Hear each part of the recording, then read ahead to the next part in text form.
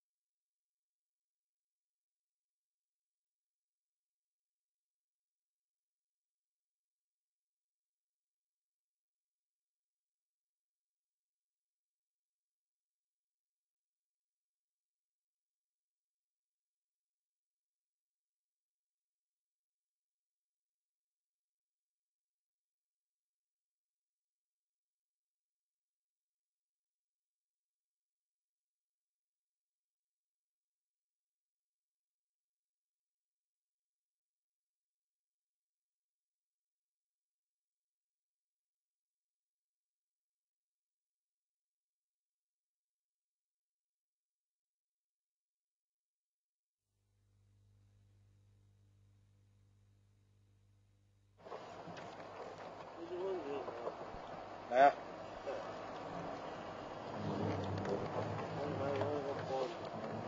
What? Guys, your audio is live. Picture's not in at the moment, so we'll get back to you.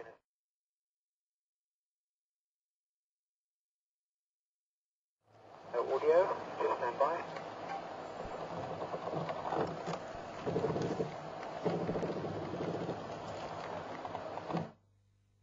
Good afternoon, everyone. This is Herman in Final Control, and unfortunately our broadcasting computer crashed and I had to restart everything. At the moment it seems like we've got a little bit of a problem with audio, and it seems to be sorted out. So as you can see, we're on the vehicle at the moment, and I'll be sure to go sign up in the next few seconds.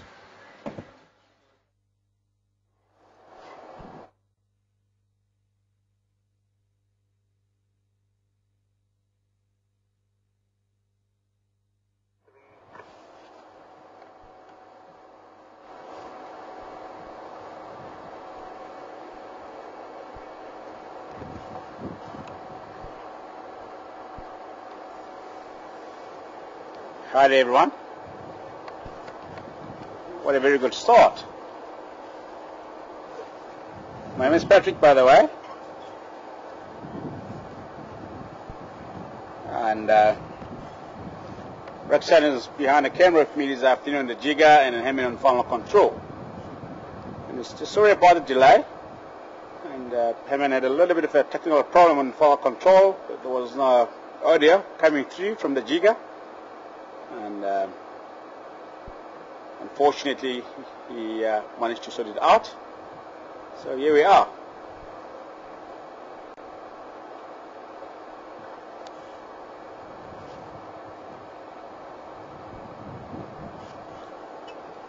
This is Kingy's tower. I'm not sure where Mr. T could be, but it should be around, I suppose. Probably lying down or sleeping somewhere in some shade here, because it's still hot here. As you can see, it's still pending heavily, and it's not feeding on the carcass either. So it has been a very long hot day today.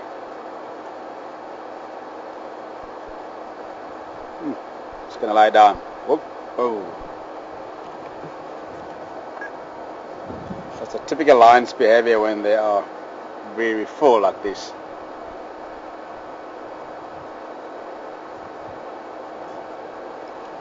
I killed another buffalo at Mapogos. They've just killed another buffalo just south of Befsuk Dam a week ago, and it disappeared for a while after they finished off on that carcass, and this morning they killed this buffalo. I was speaking to Milian, the Juma staff driver, this afternoon, just before the drive-in, and said he actually witnessed this two boys bringing down this buffalo bull over here on his way to Juma, Bushbush, to pick up the staff this morning. So he said it was incredible here. So he witnessed the whole show.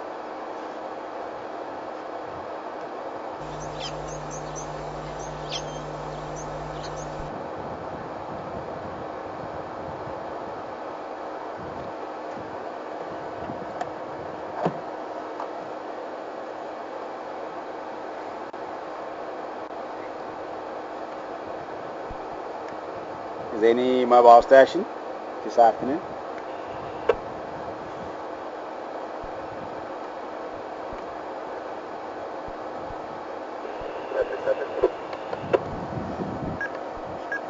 Yeah, okay. Yeah, not yet for another 15 minutes. Something. Aubrey is up. Okay, copy. Thanks. I'm just here between them. There's only one visual of the Madudangala here, just still lying up by the Bamba.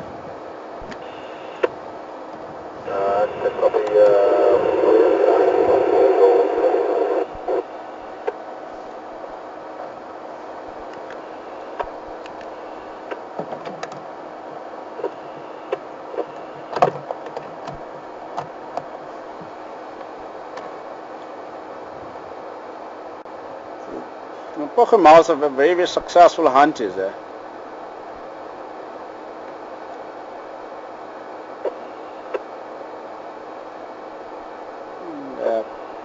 They specialize on a large prey, primarily the dagger boys in the area.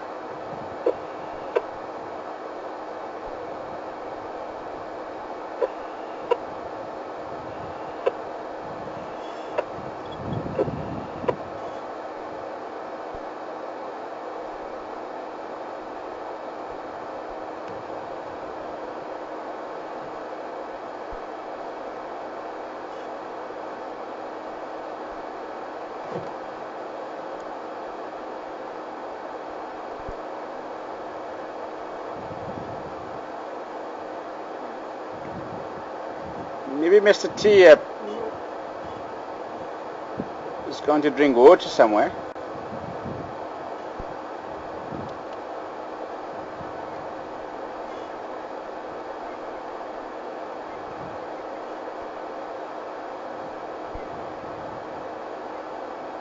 The other Madudangala was on the other side of the wall under that big quarry bush. Don't know if you want to go and check there. Thanks very much, Hemin, for that information. I'm just saying that the other lion was still on the other side of the demo, just lying up under the quarry bush. So we're going to check him out later. So he might still be lying down in the same spot from this morning.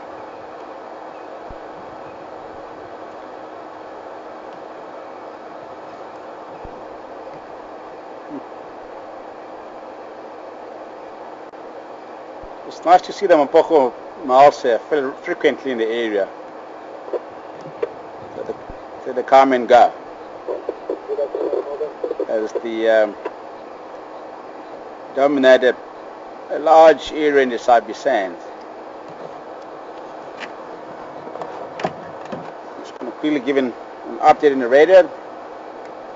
Section, got a visual of one Madudangala lying down by the Bamba at Pindam.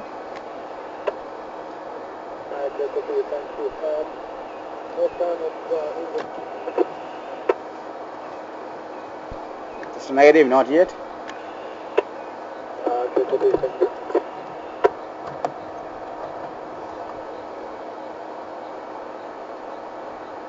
The other Mapogo is not there, huh? We don't have a visual of the other Madodas yet, but apparently there was lying up just on the other side of the dam wall, so we're going to check them up later.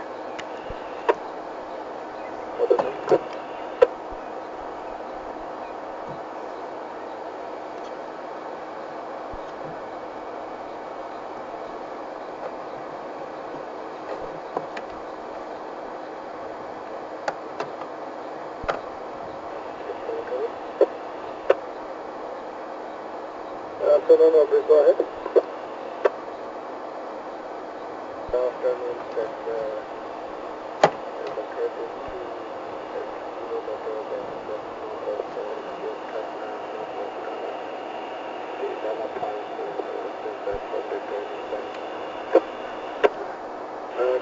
thanks very much. Yeah, also looking for England. Okay.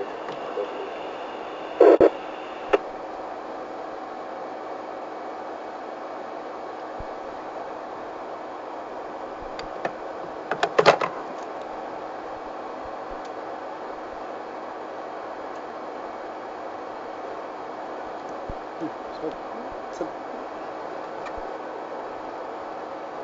they haven't eaten much on the carcass, yeah? There's still lots of meat here, so they'll be here for the next couple of days or so.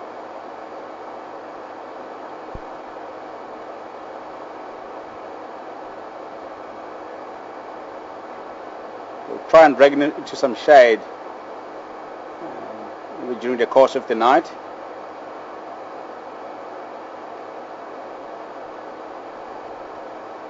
The carcass is still quite heavier to drag it away into some shade at the moment, as they haven't eaten much. So they'll eat as much as they can to make the carcass lighter, to be able to drag it away into some shade.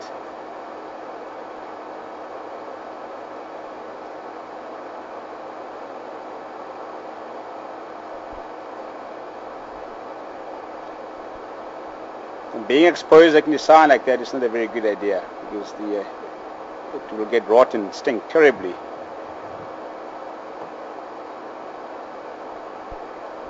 And obviously produce lots of maggots, which wouldn't be a big problem to lions, the maggots.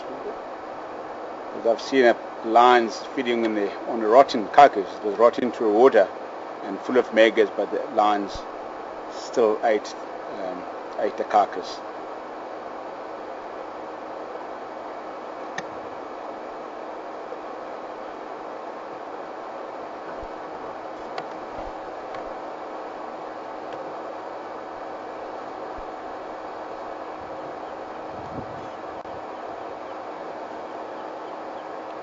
It was a very big bull, yeah, very healthy dagger boy. This is what happened to the old buffalo bulls after they've been kicked out or isolated themselves from the herd, so they eventually become the lion's target, because they don't have that more eyes or more ears to maintain the safety. So they eventually fall to prey to the lions. We've got a question from Kashmira. Kashmira is asking, can a lone male lion bring down a kill a big buffalo? Sorry. Kashmira is asking, can a lone male lion bring down or kill a big buffalo by itself? That's from Kashmira. Thanks, Emin, and Final Control. Thanks, Kashmir, for the question. Kashmir wants to know if a single lion can bring down a buffalo or kill a buffalo. Certainly, a single male lion will bring down a big buffalo bull on his own. Many years ago, there was a huge line known as the Big Black, just in the southern part of the Sabi Sand. And I will say that he was probably the biggest lion that I've ever seen in my life. The Big Black, very aggressive lion. Especially if you encounter him on food, it will give you a very, very big row. And this guy, he was able to bring down a full-grown buffalo bull down by himself. So certainly the single lion can be able to do that, yeah. But it has to, obviously, there has to be very, very big and strong lion to be able to bring down a large buffalo bull on his own.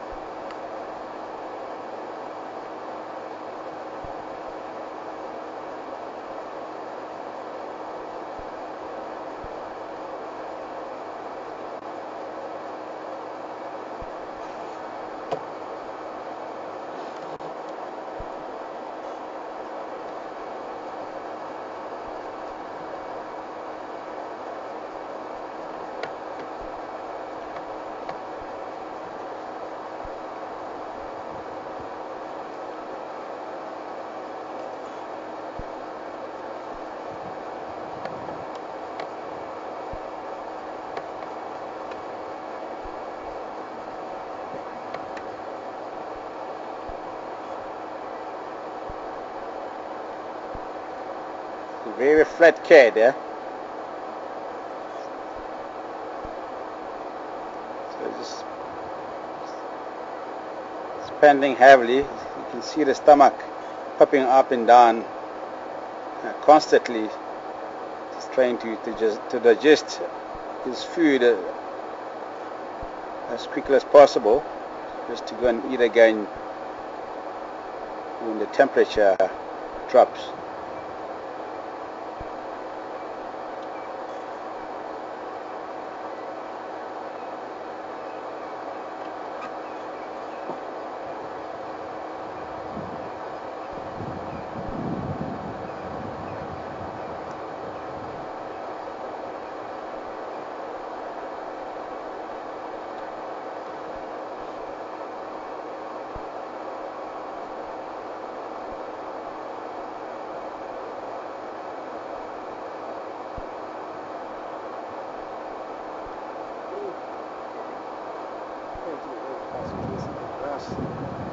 Yes. Yeah, he is panting rapidly, yeah. You can tell.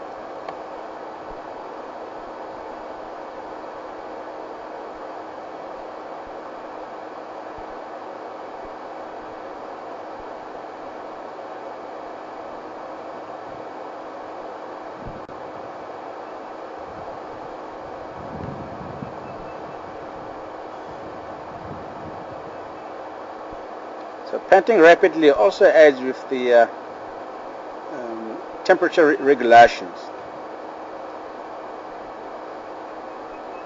in the hot days like this. Today it was extremely hot. I'm not sure how hot it was, but I will guess it was probably about 37, 38 degrees there about, or a little bit more, yeah.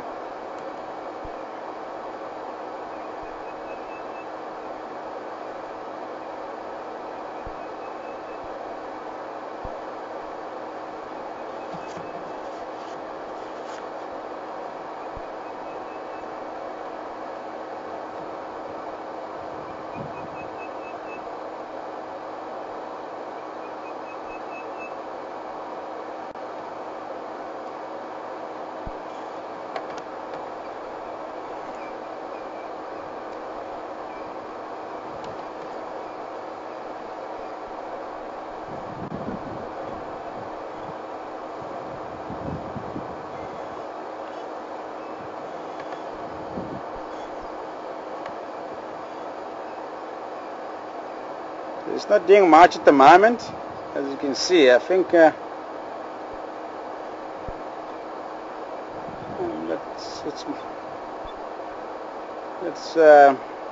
move on and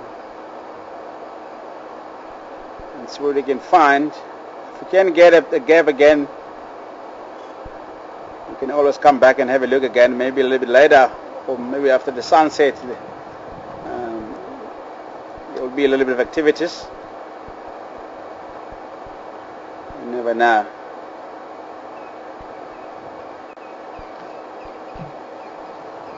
Sure, let's look around. We're gonna go on the other side of the dam wall.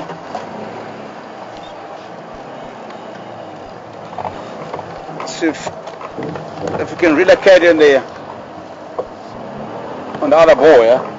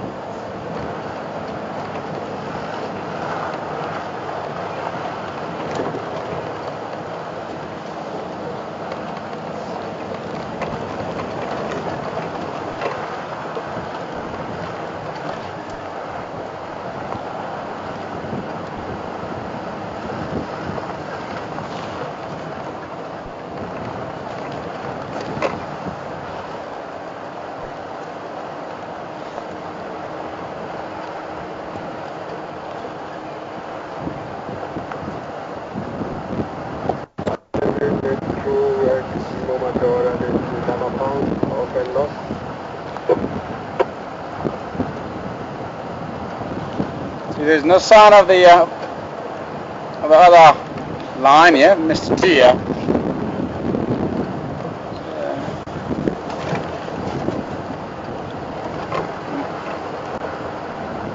It must be fast asleep.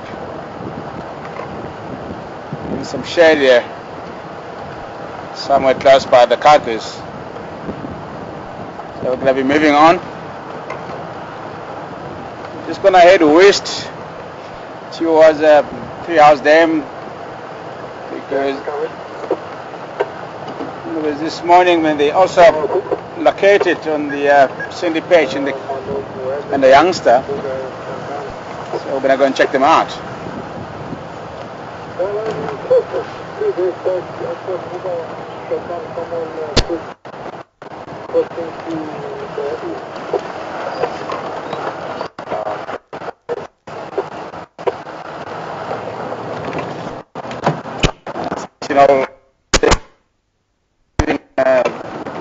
One of the Zangala lying up. Same place, no change. No one in the lock.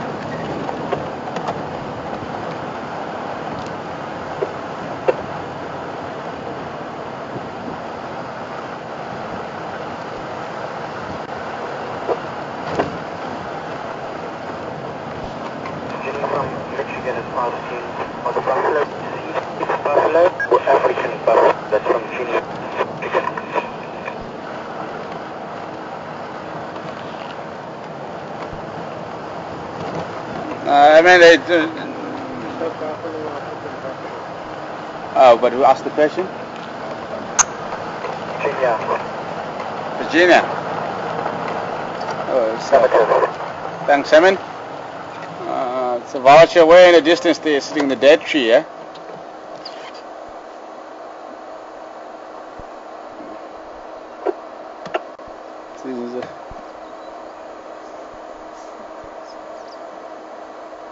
See, there's a little bit of a bushes on the way. That is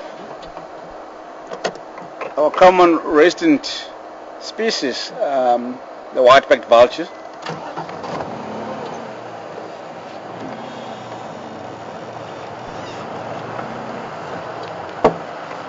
There's a whole lot of them just to our left there, across the drainage line. Good afternoon, mobile station, Johnny up mobile.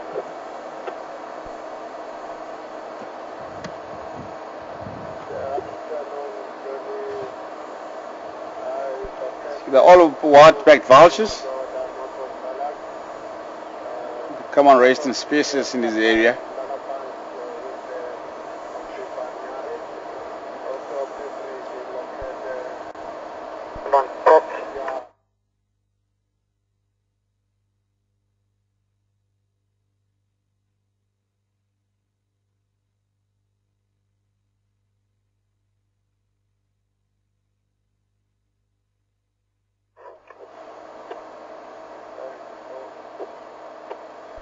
Thanks, Simon.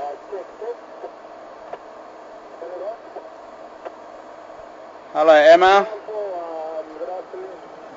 Hello, Emma. How are you? Just welcome to your World Eve Live Safari this afternoon at Juma Game Reserve. Now, Emma is 5 years old and she is Miller's granddaughter, and it's the first time to join us on the World F or to watch the live game live on World F this afternoon. So, Miller's your mother, welcome.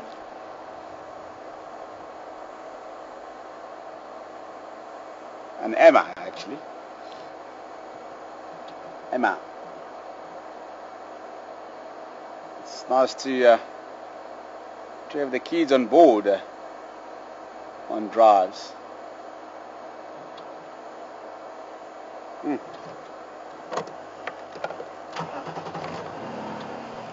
White-back vultures.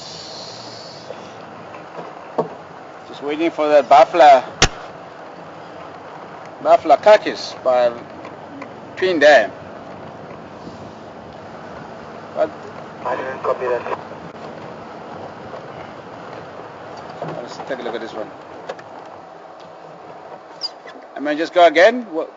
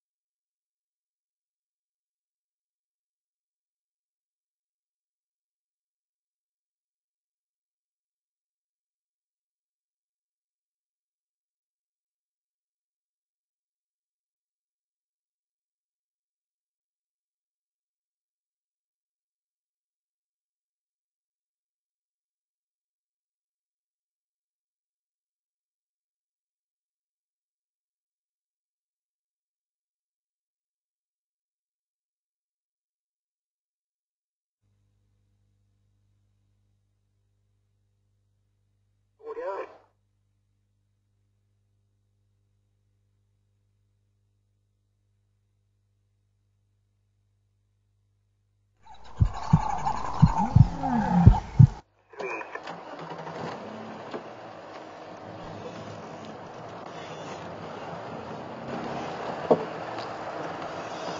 Alrighty guys, welcome back on the Giga, and we're mobile again.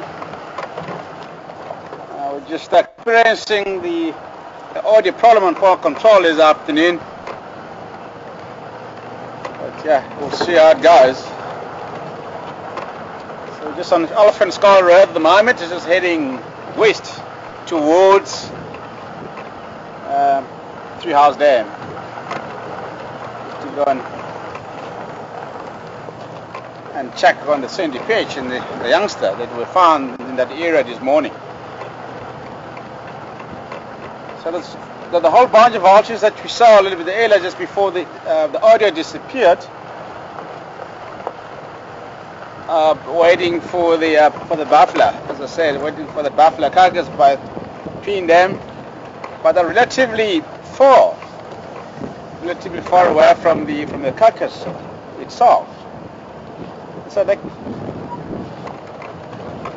can be confusing sometimes, the vultures, even though they are the very good indicators of the dead animals for carcass or lions, kills in the area. But we don't have to rely on them sometime, especially the white-backed vultures, because they tend to hang up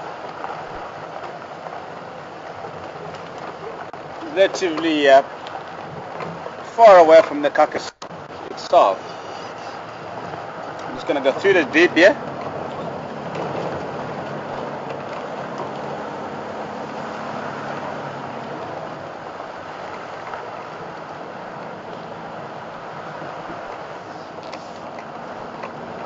And the vultures that you may rely on it,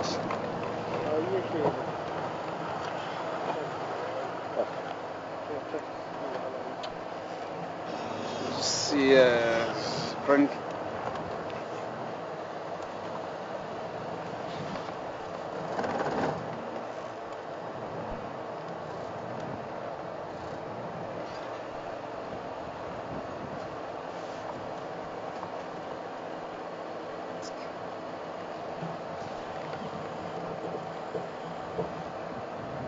I'm just gonna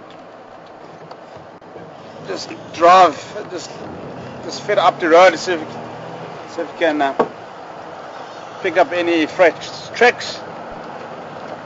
Apparently there's a lioness tracks here at the back there, is heading down east in the general direction of the vultures.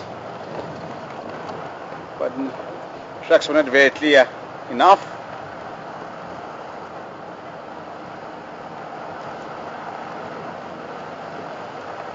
I was just saying about the vultures that the only vultures that you can rely on them is the hoarded vultures, as they tend to sit very, very close to the carcass. Yeah, the truck's going down here.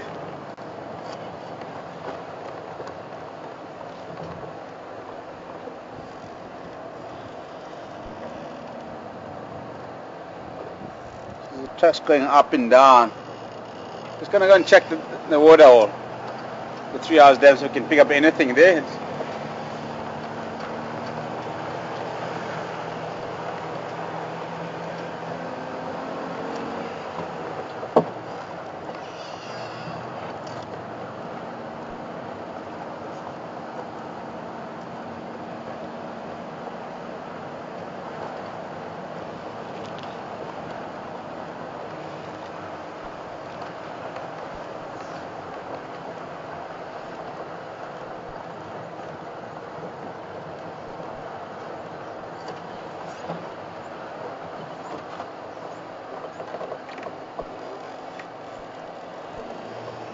No sign of anything here.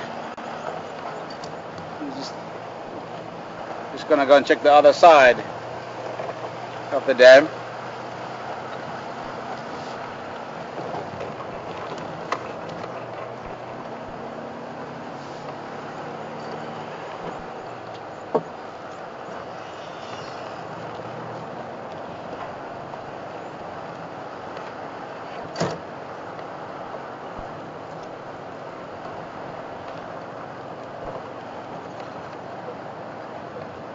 They seem to have left the area.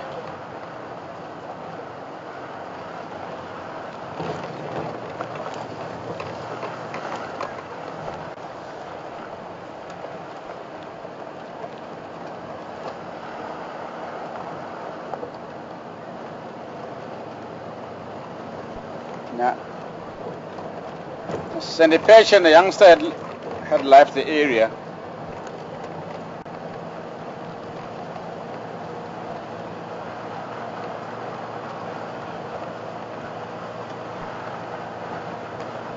Sandy Patch, for those who don't know who Sandy Patch is a lioness that we occasionally see in the Western Ghâria or in the Juma Game Reserve,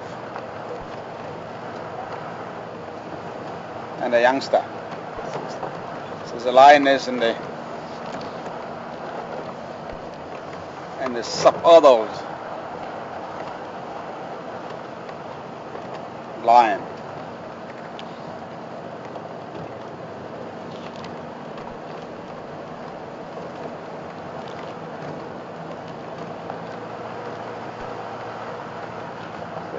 I'm gonna come back and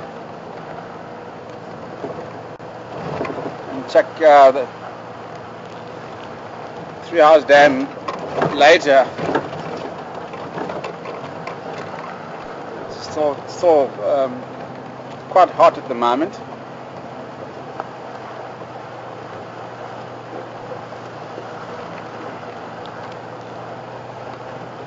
So when the temperature is this high and then the predators become inactive, unless if they're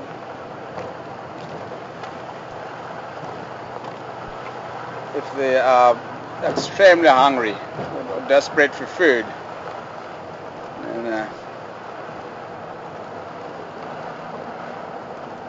and then they can become active. But generally, the nocturnal creatures or the predators aren't active in the daylight, and when the temperature is this high, like it is at the moment.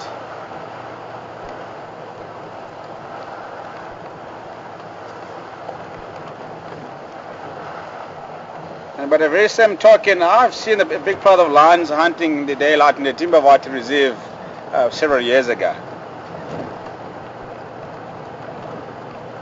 And this particular pride was known as the Kirwan Pride. It's 22 individuals in the pride. And they were very, very successful hunters, and they were specializing on the giraffes in the area. But for a big pride like that, man, it has to go for something larger, such as a giraffe and the buffalo, to be able to sustain the whole pride.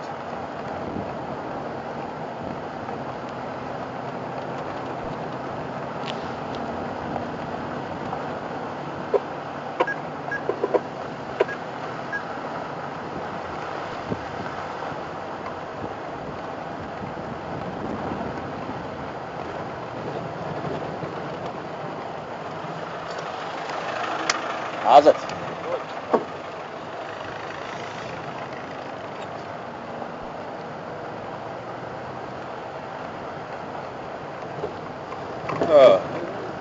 Good is walking across the road in fed ahead. It's magnificent Côte d'Ivoire.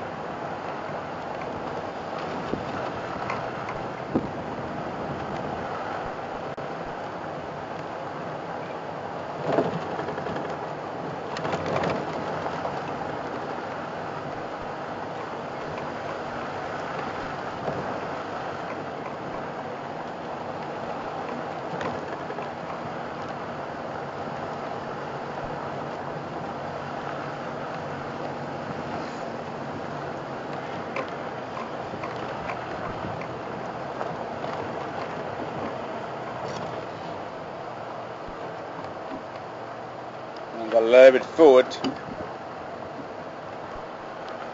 You might be able to see them through the gap there. Oh, yeah.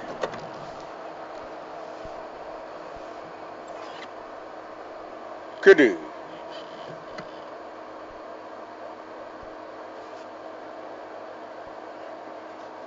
Very graceful antelopes.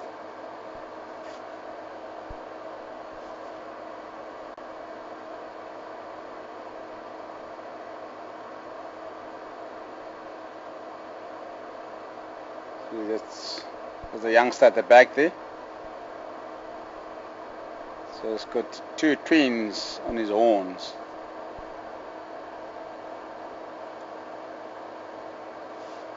So he's still a youngster. So this is the bigger bull here, just closer to us. You can count 1, 2, 3, I'll say 2.5 tens on each horn.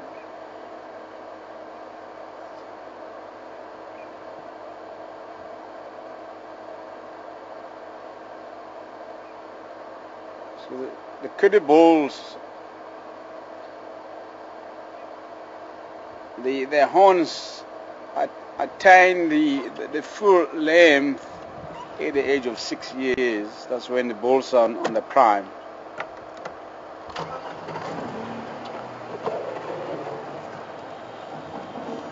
Starting to challenge the other bulls for the mating rights at that age.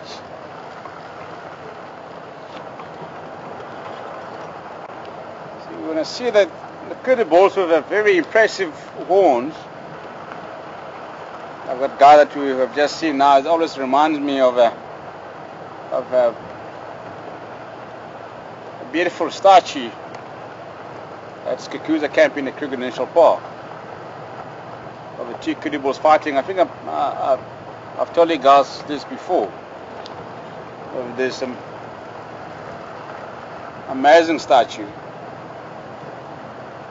What happened was these two bulls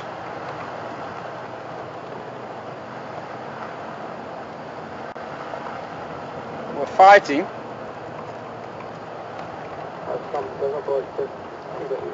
and the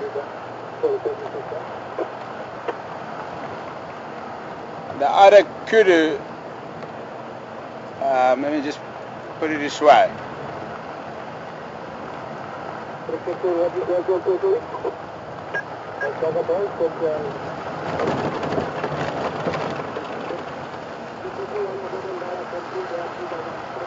The other bull won the fight,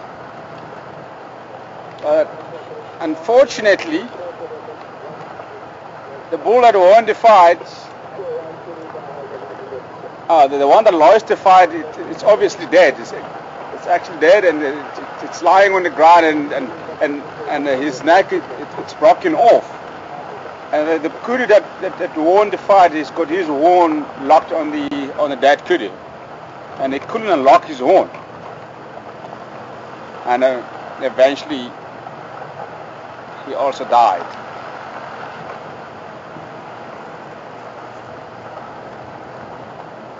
Because he just couldn't unlock his horns or loosen his horns, and then he died of starvation because he just couldn't eat or do anything. He couldn't go anywhere because his horn was locked on the dead kudu. And the name of the statue is called the Conquered Victory. It's a very well-known statue in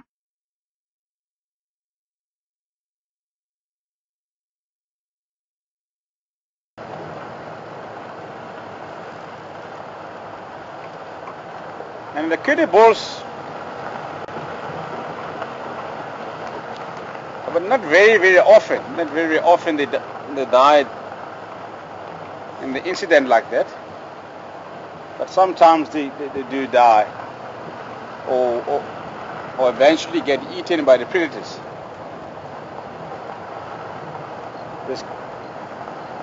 Just by fighting with their horns, and then somehow the horns just lock together, and unable to loosen the horns. So they fall into prey.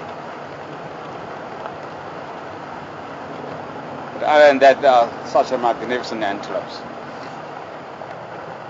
I'm just going to quickly show you, there's a piece of bones here that Mapogo lions killed a buffalo about 3 months ago.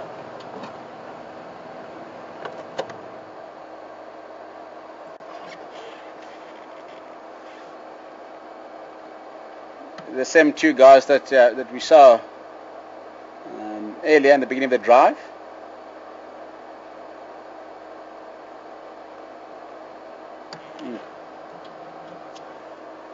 And now and this morning they killed another buffalo, not too far away from here. I would say the crow flies will be about 150 meters apart.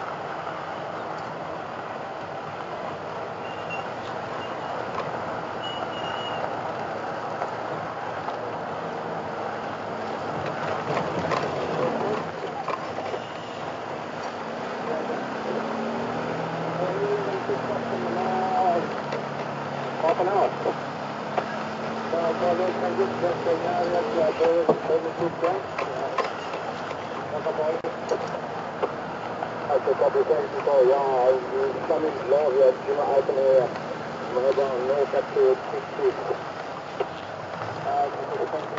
Let's check. It's Tamboti Road. Leadwood Link Road, I mean to say. This Leadwood Road is named after this big tree here.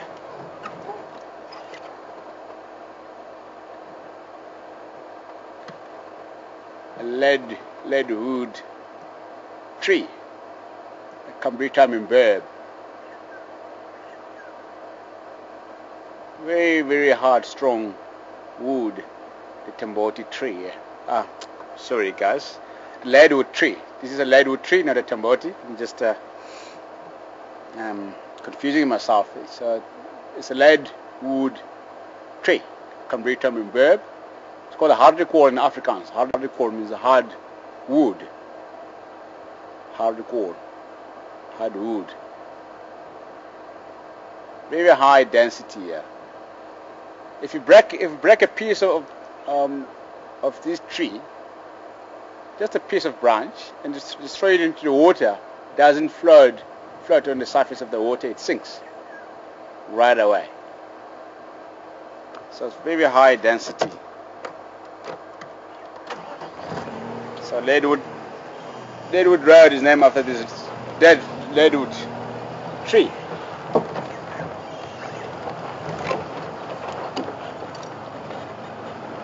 Must have been dead for about 100 years,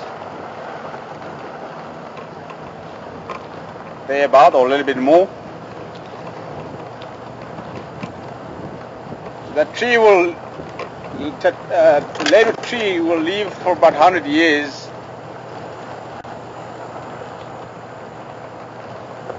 and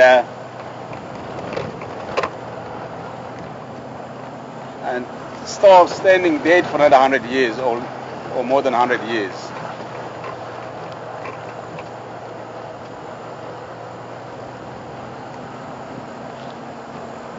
So it's a very hard, strong tree, as I said.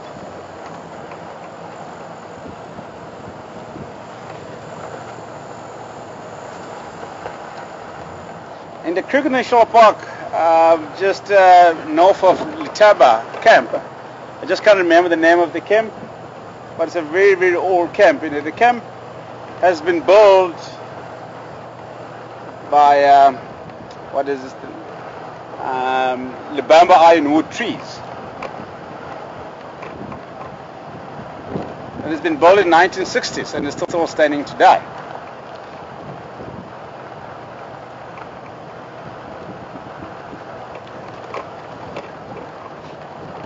Libamba ironwood, very, very strong.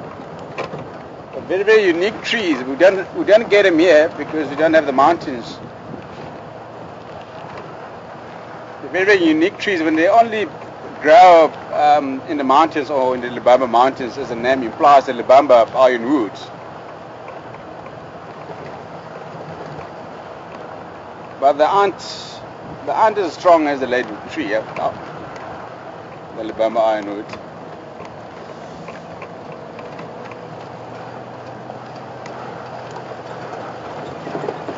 I will say that the leadwood trees will be about 25% or 30% stronger than the Libamba iron woods.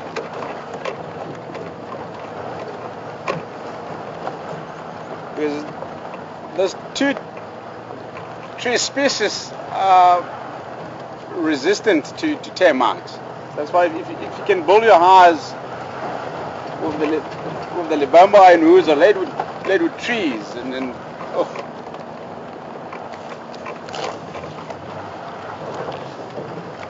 you'll have a very, very good house that will stand for years and years before the termites can actually decompose the wood. So the termites resistant. That's why they stand for many years before they can actually fall on the ground.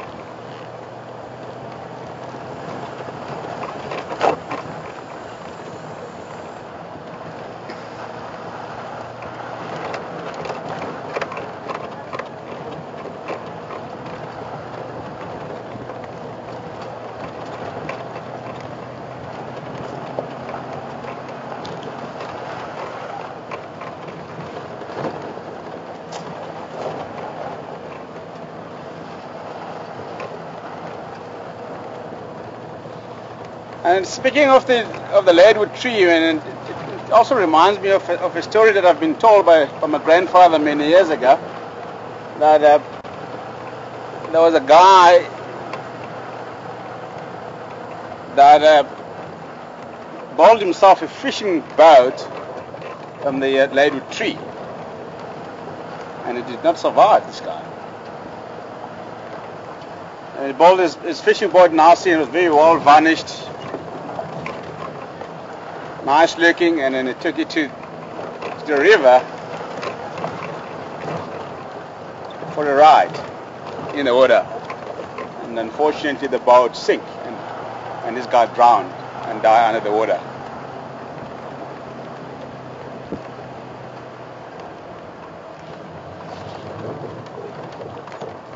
Because I did not know how density was the wood. All right, he knew that the tree is termite resistant, and the water wouldn't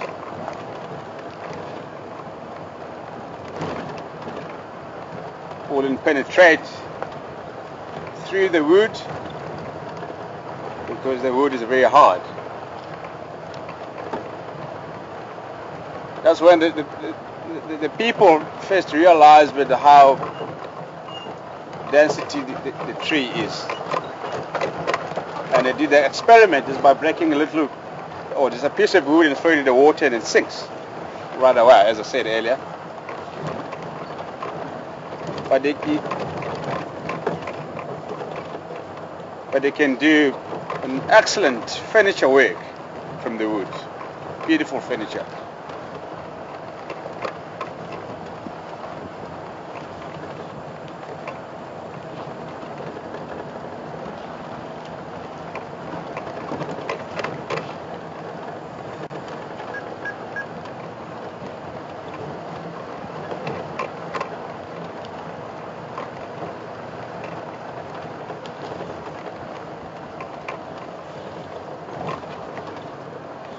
Sure, I can feel the temperature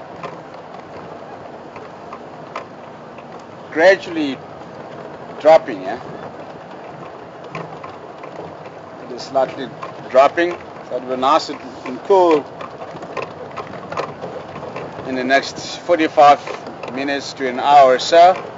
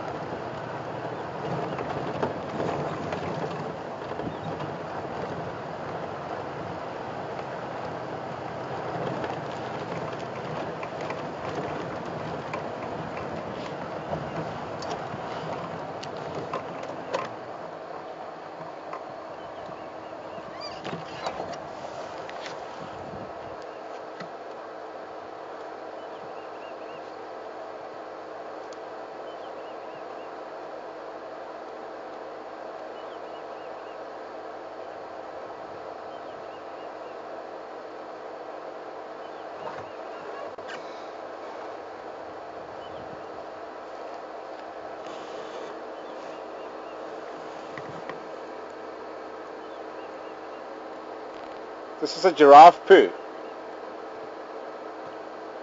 And the reason why I say it's a giraffe poo, because you see, look at this dent here. So it's almost straight on one side. Just look at the other side compared to the other side. See, this has got a very big dent inside, or fairly deep dent. The other one is it's almost flat. This is the way they come out. And again, they fall from so high, and then they go flat as they hit the ground.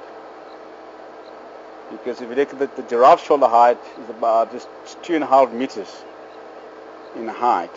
So this poo falls from about this height, or a little bit from there, I'll say, and it falls like that. And then as they hit the ground and they go flat. That's how I know that this is a giraffe poo. Let's get it too closer.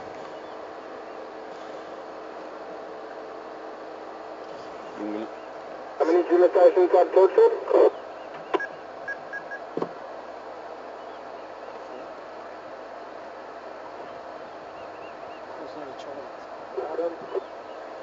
I don't think it is anyone there. I'll be taking control. Where are you rating up? Just press yellow down. We're going to time on the dog minute. Please and Costello, Eagle what?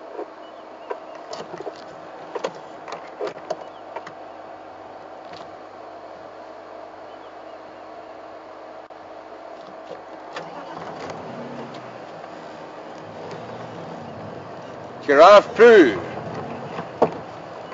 So next time if you come into the game reserve, then you will know how did the giraffe poo look like.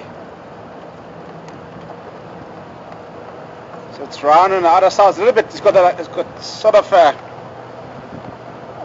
sharp point just at the end on the other side, and on the other side it's got a dent, or sometimes almost flat, depending on the ground where they fell. So they're almost flat on one side, and then another sharp point on the other side of the poo.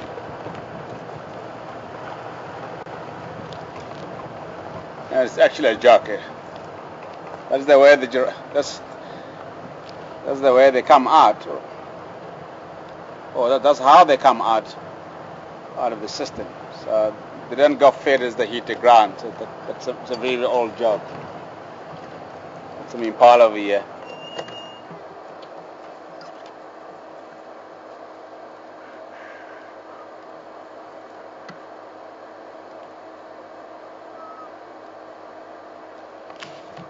You see if you can spot any babies in his head.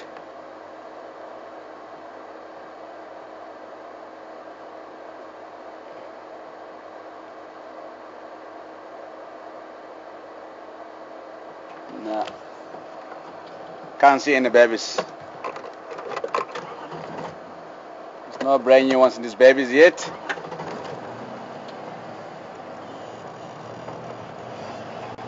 Not yet.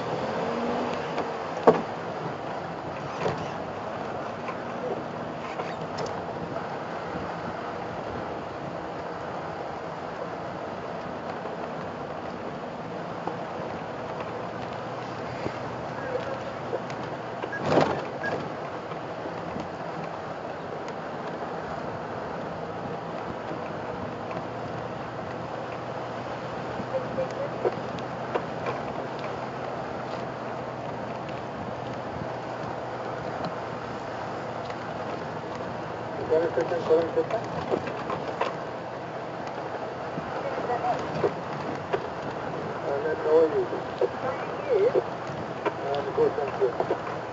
just want to know, is there somebody here at what dam was the Mapogo? Was only tested there. I don't know if there's some guys from the east, but yeah, was just only tested there. Thank you very much.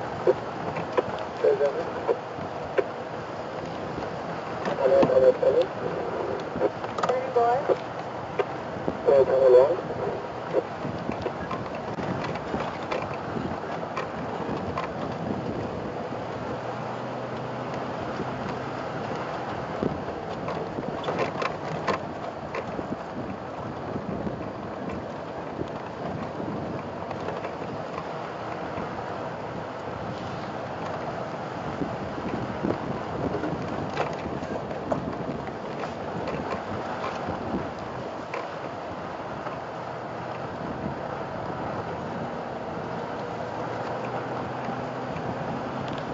Oh, look at this.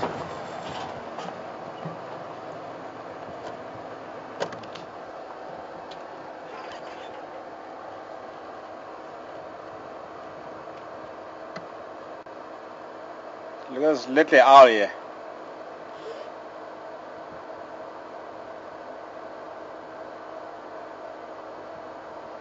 It's beautiful.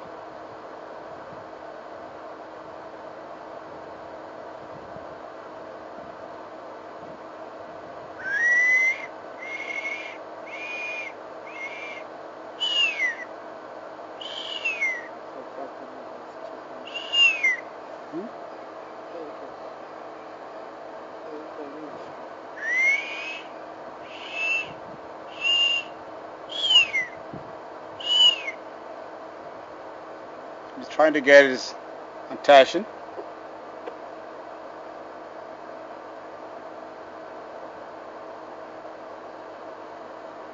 The power spotted owl.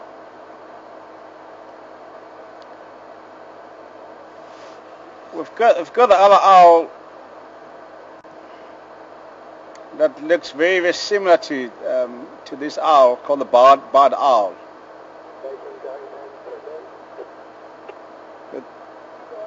But the power spotted owl has got a very, very distinctive black markings. It's behind his head. If he turns his head right around, and you'll be able to see these distinctive markings behind his head.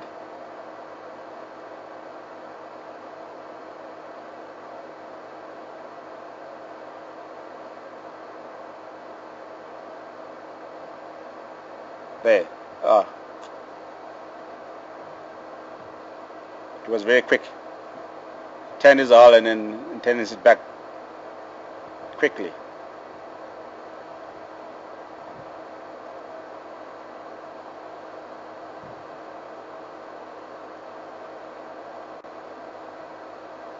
Paul spotted the owl. This owl is both a night and a daylight.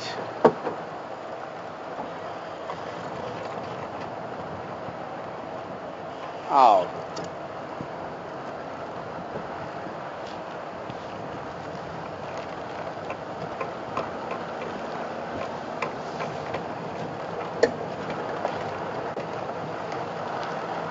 And about the owl, yeah.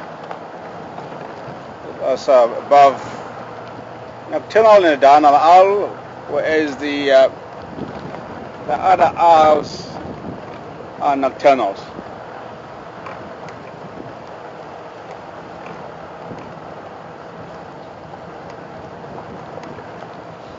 So they are sleeping at the moment.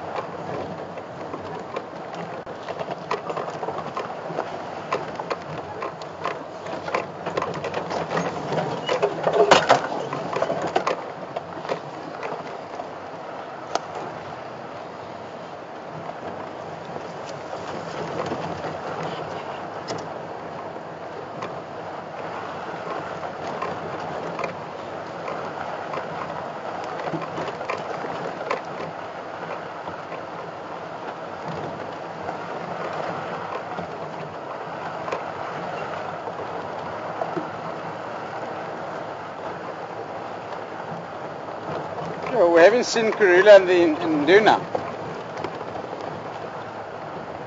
A few days now, yeah?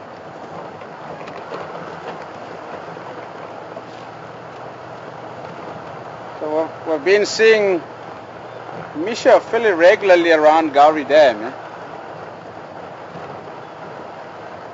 On his own. But in Duna and Karula we haven't seen, yeah?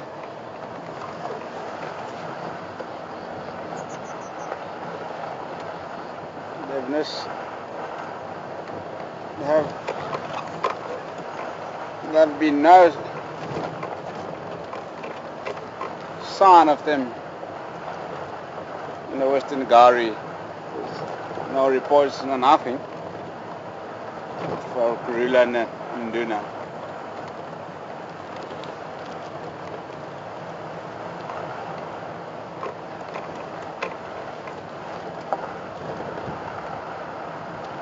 Maybe Duna is also by himself. Just very difficult to tell at the moment until we are 100% sure that the two boys have been abandoned by the mother.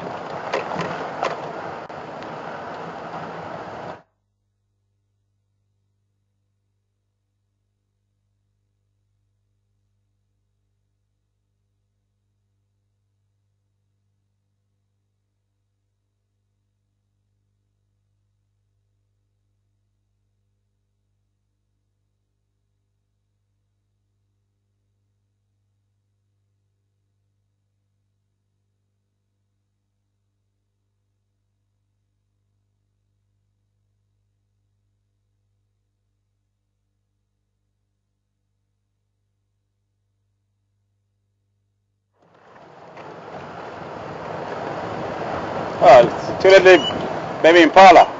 Wow. 4.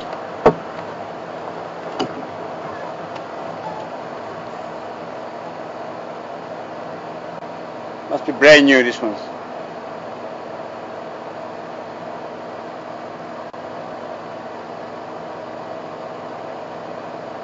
Must have been born. Must have been born today. Yeah, copy that. Thanks, Simon.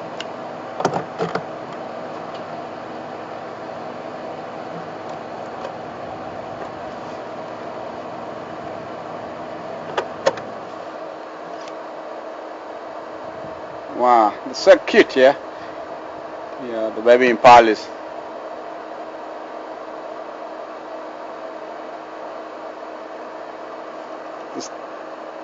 They're still unstable on their feet, yeah? Still wobbling a bit.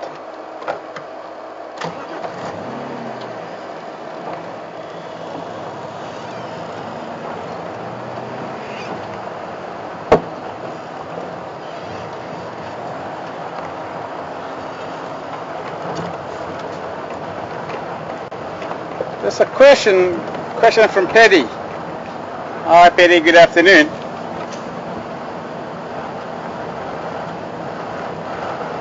And Paddy wants to know why the Mapogo males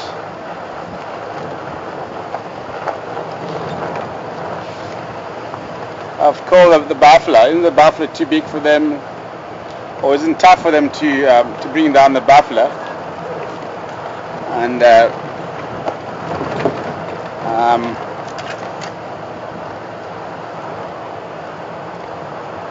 why they don't call something like a kudu or a impala or zebra or anything like that? Why they go for a buffalo? Because it's too big for them, and again it will take them a couple of days just to finish it off. That's correct, Paddy. As I said earlier, that the Mapogo male lions, the kinky style, the Mr. T, seem to be specializing on the buffaloes in the area. And again, it's good for them to bring down something larger, because that will obviously sustain them for more than 2 days or so. That's what the lions want, because they've got a very, very low success rate in terms of hunting and killing something to eat. So they'll rather go for something larger that will keep them going for at least a number of days. And the reason why they don't kill something smaller than that is because that is not what they specialize on. So not obviously, I mean, I suppose that the Kikisal and Mr. T have been taught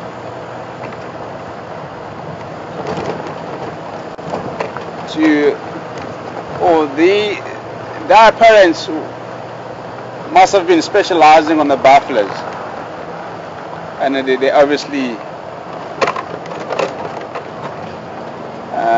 learned it from the parents, because that's how the lions learn their tracking technique and skills. If the mothers or if the parents were specializing with a specific prey, and they will follow that.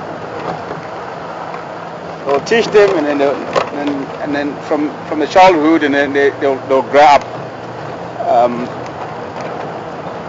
with the same pattern or the experience or the hunting technique and skills. They won't go for a kiri or a giraffe or anything like that, but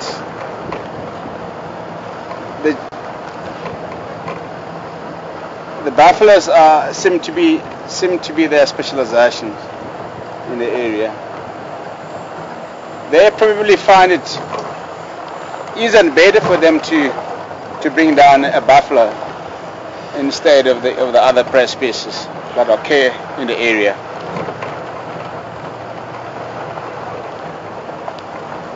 So that it always depends.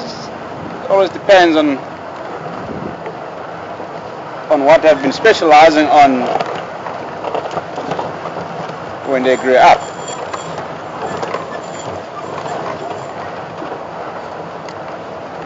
Maybe the other prey species are too fast for them.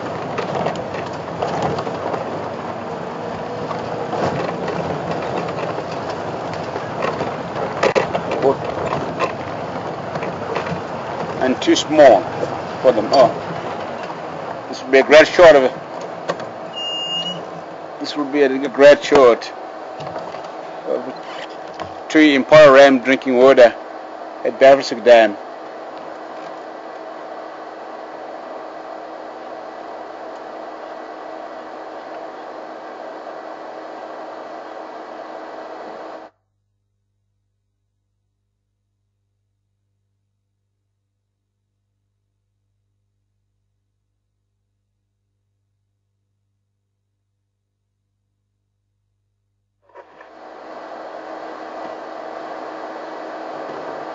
Kabila, thanks, Simon. Can you hear some squirrels going crazy here? Just on the other side of Davosuk Dam.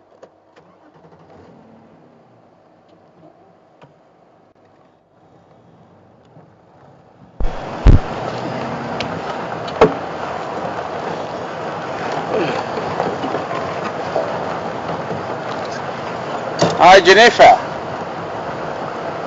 Hi there, everyone. Hi there, Jennifer.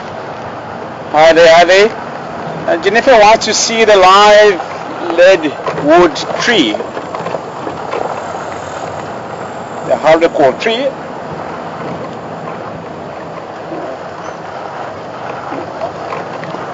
No, this is not live. It's half dead and half live. Okay, Jennifer, I'll show you a live tree if we can see one.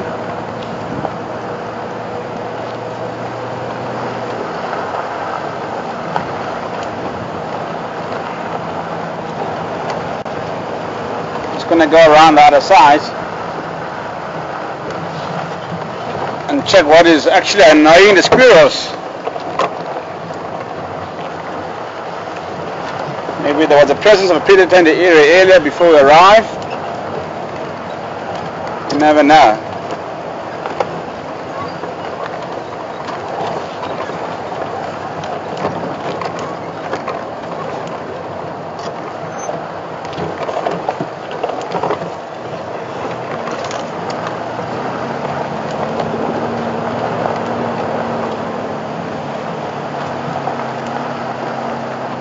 I don't think the leadwood trees have got leaves at the moment.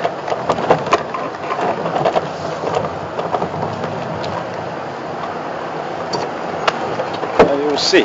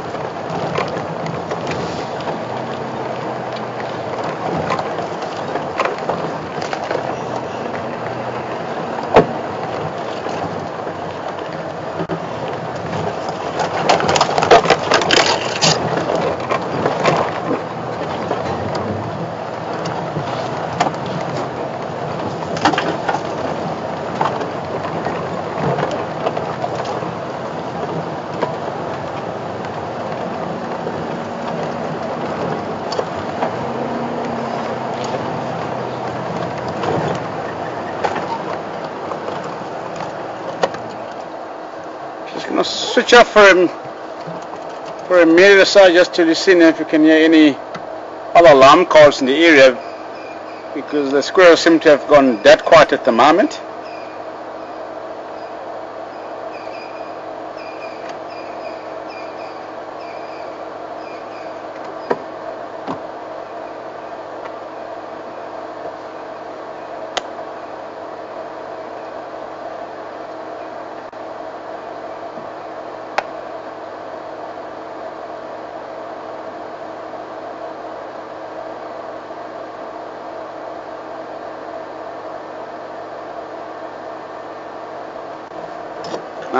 Nothing at all.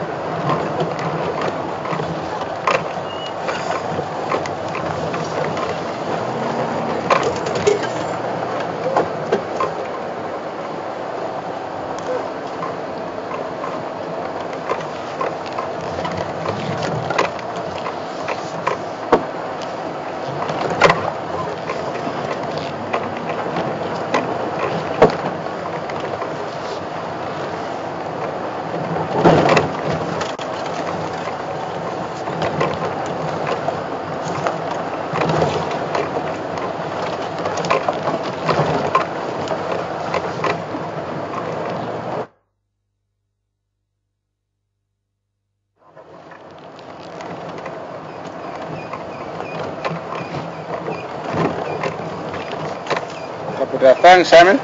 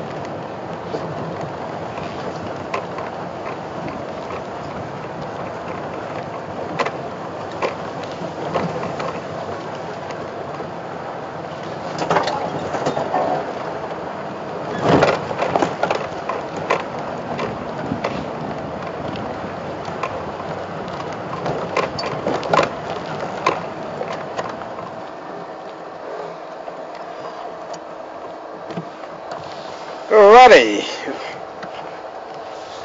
Okay, folks. Okay, we're going to be taking a short break just to stretch our legs, and we'll see how it goes on the second half of the drive.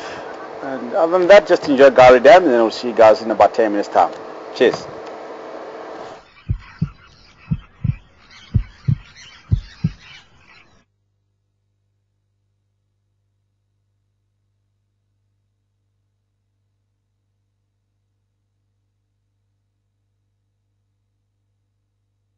Hello everyone, this is Hadwan in Final Control, and it's been an absolutely great drive so far with Patrick and Rexon. As the guys say, they're just quickly going to take a short break, and we'll be sure to jump back on the vehicle in about 10 minutes time. So let's keep an eye on Gari Waterhole. Now would be a good time to go and grab that snack or a cold cool drink if you're living in South Africa, and talk to you guys again soon.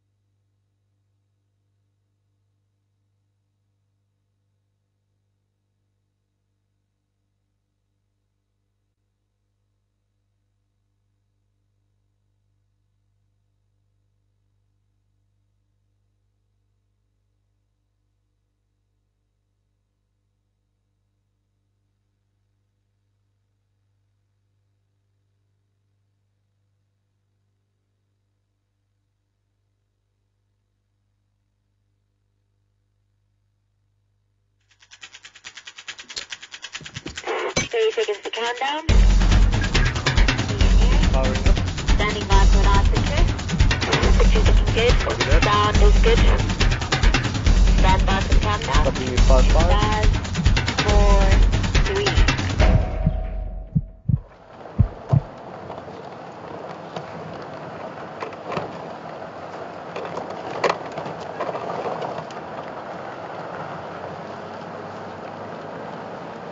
Hi there everyone, welcome back on the Jigger. We mobile after 10 minutes break. We are on Bafusuk cut line at the moment, heading east towards Chita cut line. That's a road that I haven't driven for quite a while. Chita cut line.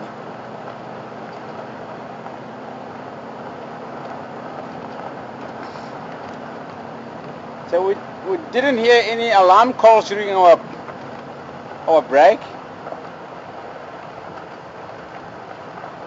and nothing came by either.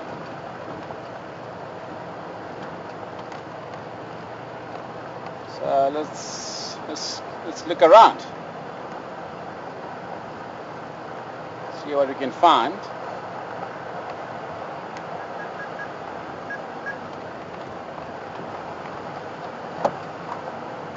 Mobile after 10 is breaking update.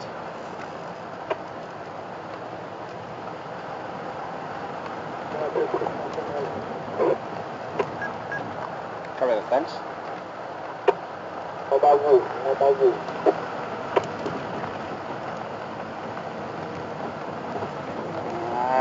Yeah, I'll come and see you later, Gibson.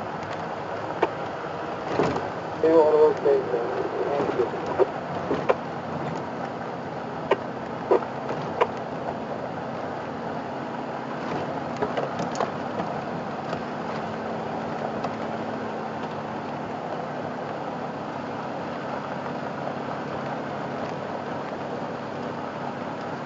Wow, I had a brave visual of a golden-breasted rock bunting, eh? That's the other bay that I haven't seen for a long time. The bunting. Very pretty bird, eh?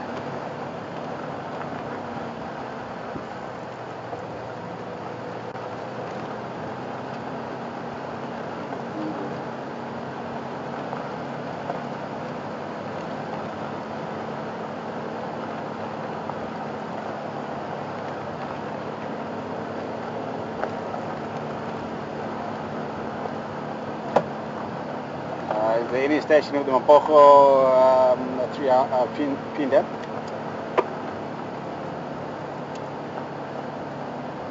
Yep, just check on Eastern Channel. I know there are a couple of guys there. Cover that, thanks.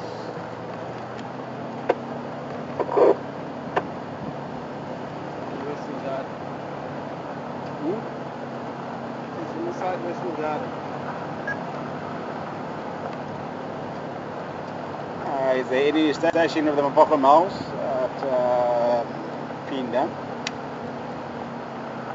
Yes, station there. Confirm 2 stations? Cover that, thanks.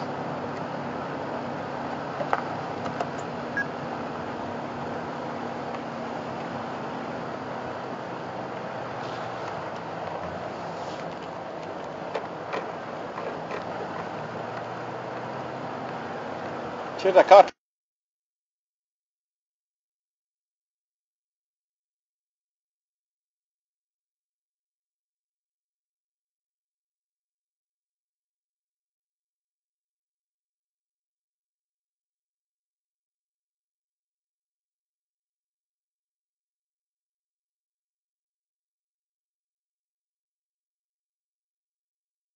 That. Wow. Isn't that stunning, folks? Very nice. Absolutely nice. Stunning, yeah? This is Africa, the African continent.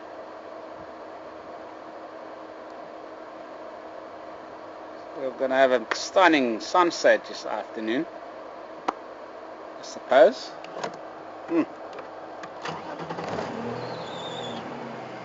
The beauty of the nature.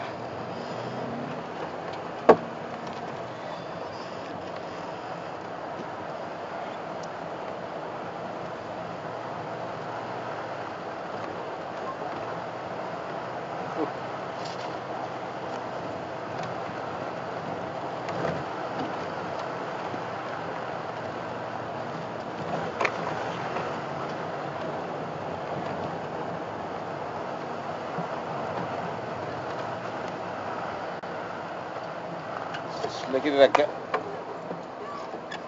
once again, it's through this gap here with the mountains in the background.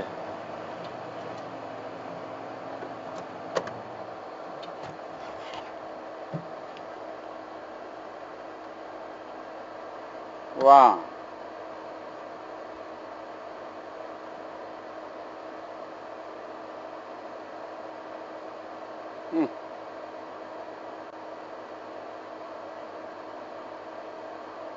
What a beautiful sunset in the African bush. With the mountains in the background. That is our escarpment, Drakensberg Mountain Ranges.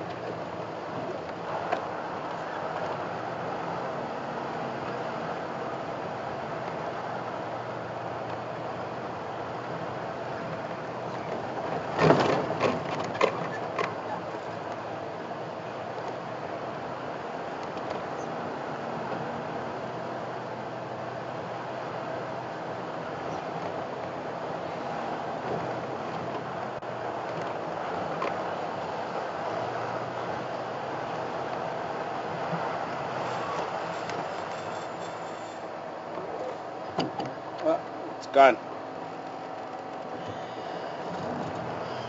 It was a one ring-neck dove, or kept at the dove in the road, but flew off. Unfortunately, that's one for sorry. But I saw two earlier, as before we closed down for a 10 minutes break. So one for sorry, two for happy. Oh, it's two of them here actually. So it's two for happy, so we'll still smile.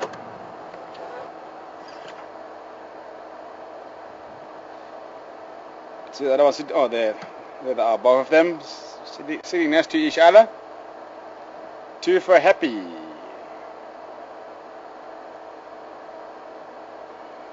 The turtle dives.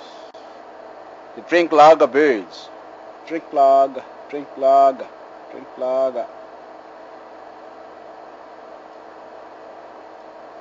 pretty birds, eh?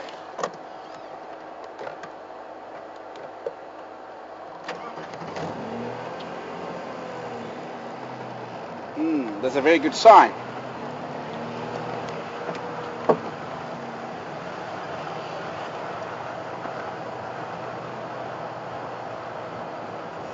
It's a very good sign. But good luck. Let's see what the two doves are wishing us this afternoon. Except the Mapogo mouse, because it's a confirmed sighting. We know that they're and they're not going to go anywhere. As there's still lots and lots of meat on the carcass. Maybe a leopard or a cheetah, that'll be nice. Cheetah will be very nice. We've been seeing the cheetah for a long time now. When last we saw the cheetah here in the Western Gari, Rex? It's been a long time, yeah. I know there was a report of a cheetah, I think someone Churchwood or Bevsuk, I'm not too sure. About 2 days ago. And again this afternoon, there were people talking about it on the radio. So it must have been located somewhere again this morning, either in the Bevsuk or Touchwood and Jima Bush outside the area.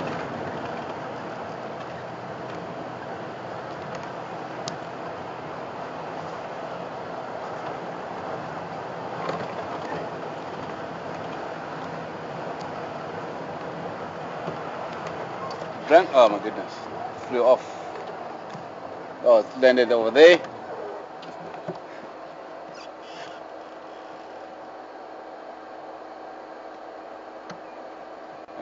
It's a camera shy bird.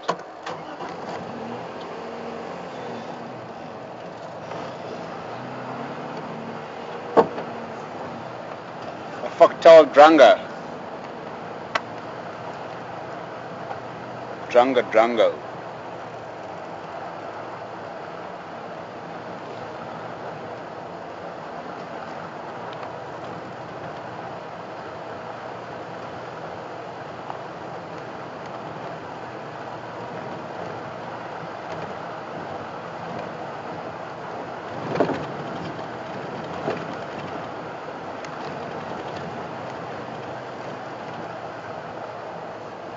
Apparently there's a 2 stations from the east at the Mapogo sightings.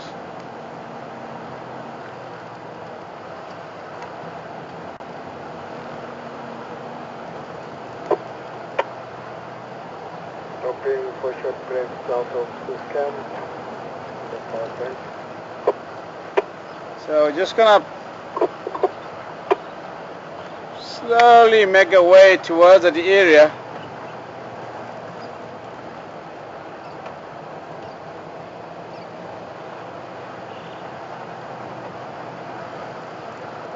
Maybe we will get a gap to pop in and have a look again.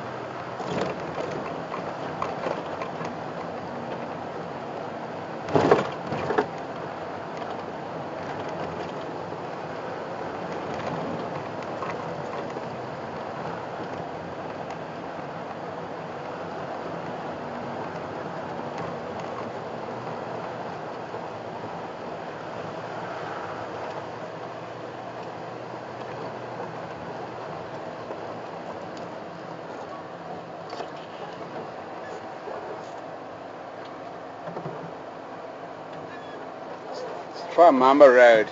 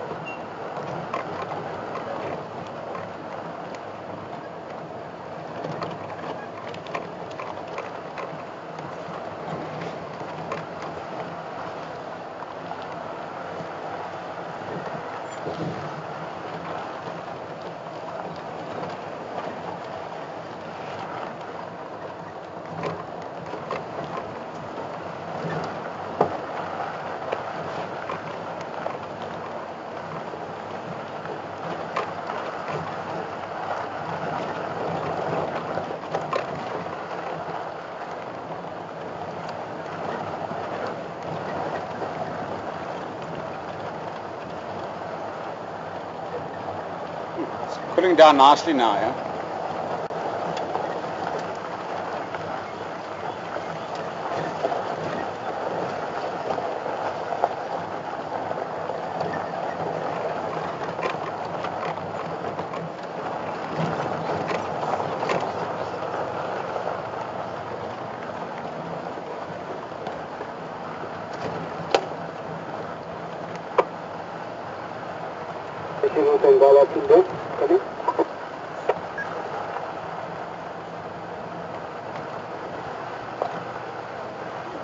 I'm actually on my way to that area, but apparently there's two vehicles from the east.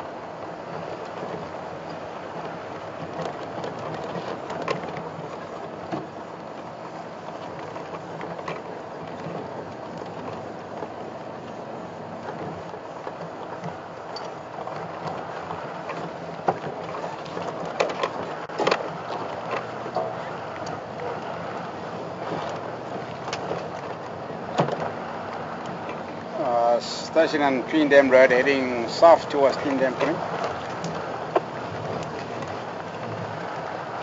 Okay, cover that. Thanks. That's some behind you.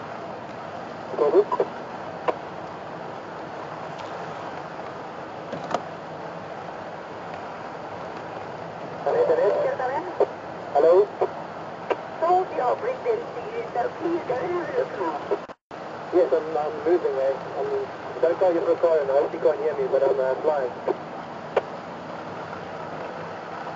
Can you apologize if you can hear me? I'm sorry. I'm thinking of going to see you in the office when you come back from Denver. Okay, copy.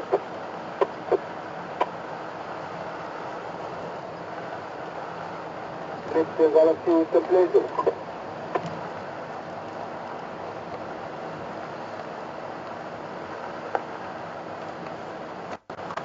And I have to come back with Patrick.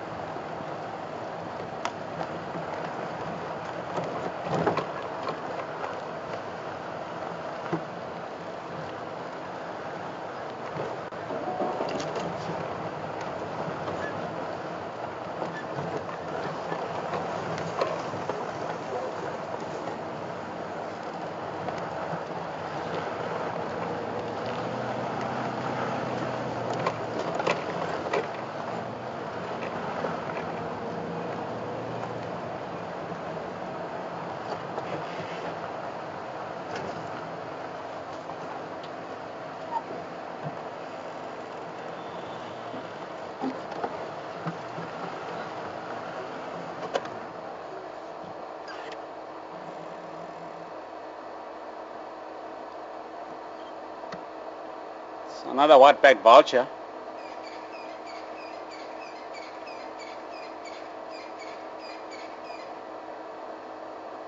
Still waiting. Very, very patient.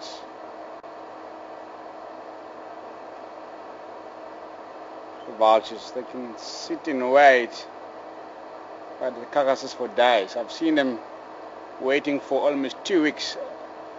Other elephant conquers that died of the old age in the Monyeti Reserve 4 or 5 years ago.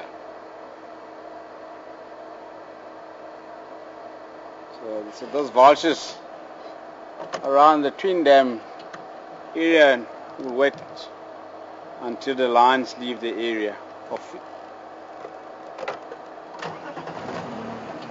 And then they'll go and finish off the remains.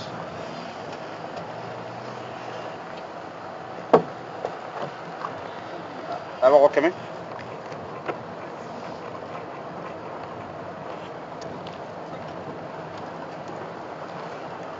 Coming, Mapogo.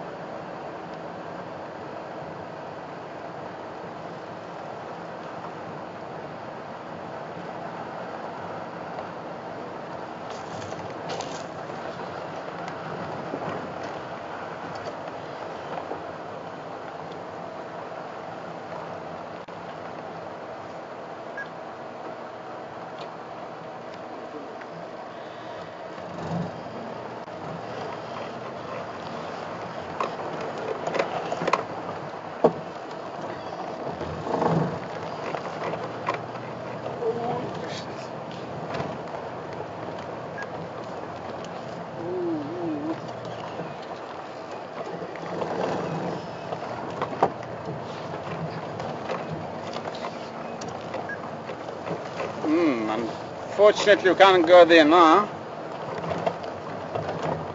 We can't go to the Mapogo malls because there's 4 vehicles present at the sighting. There's 3 vehicles from Juma and 1 vehicle from the east.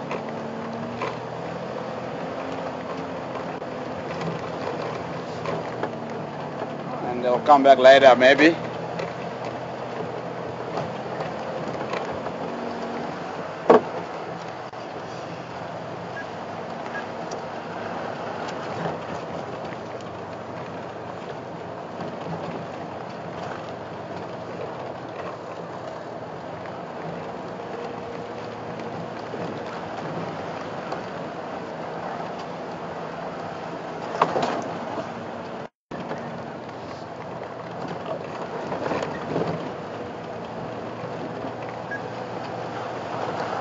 Just gotta go back to Three House Dam.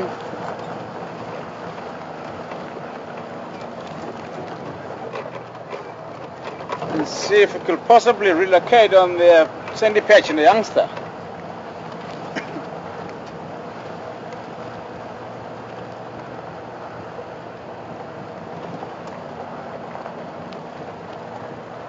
Or if there'll be any other activities around the water courses.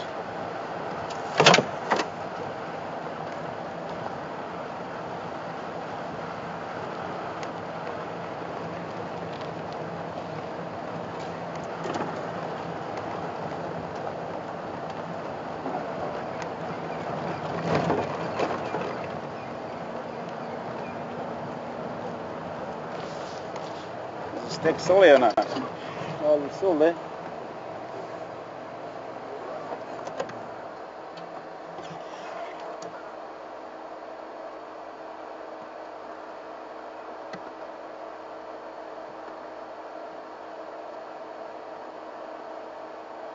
The African rock python in the tree hole.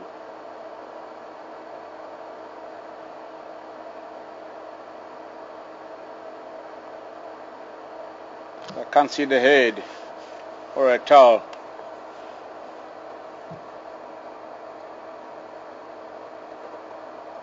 As it roll itself nicely into a ball inside the hole there.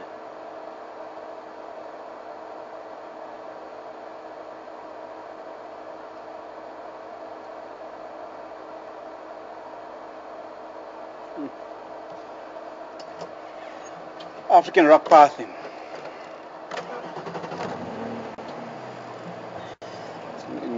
Endangered snake in southern Africa.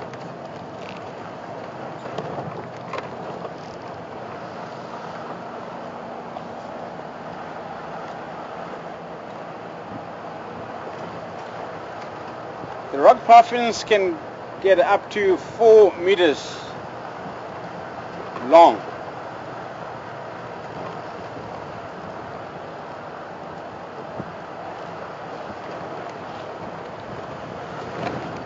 Which is 4 meters, let's see, maybe the same length as the jigger.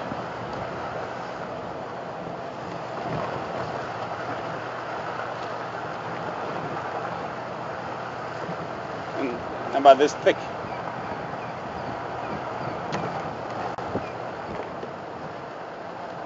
Maybe the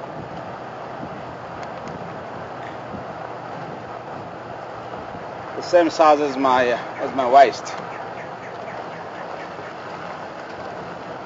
My waist is about this wide. So yeah, that's the biggest or the largest python that I've seen.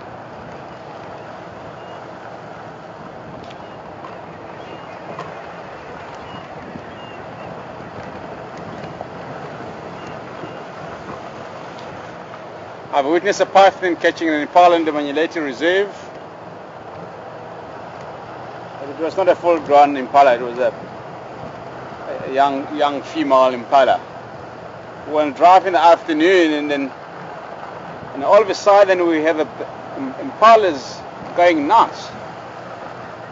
And we went off to go and investigate, and we thought there was a possibility of a predator in the area, leopard, lion, cheetah or anything like that, and went off and saw the impala just staring in one direction, and we headed off in that direction, and we found that the python was just killing this impala.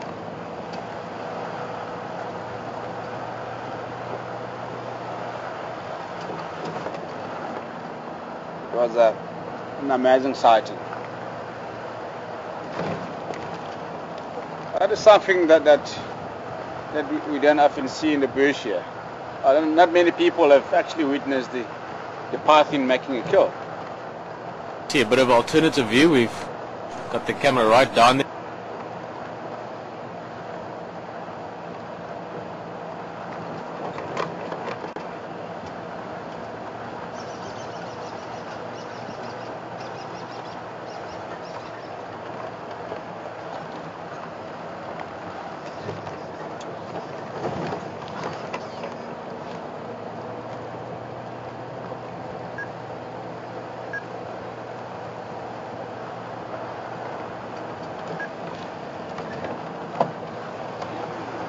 Abal kan?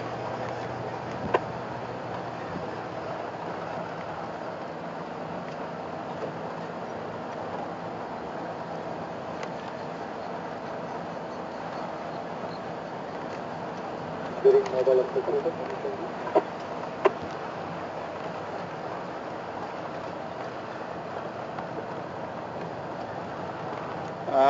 Nothing further on text. Just a couple of miles, just lying up on Gowrie Main Road. 4 vehicles present at the moment.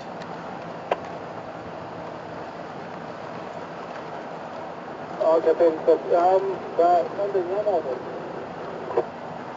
That's a negative. They're just lying up on the Gowrie Main Road itself, away from the Bamba.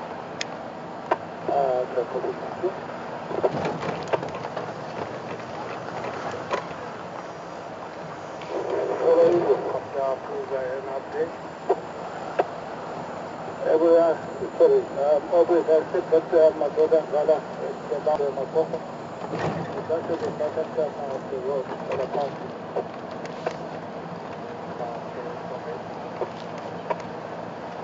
yeah, where are we now? Yeah, south of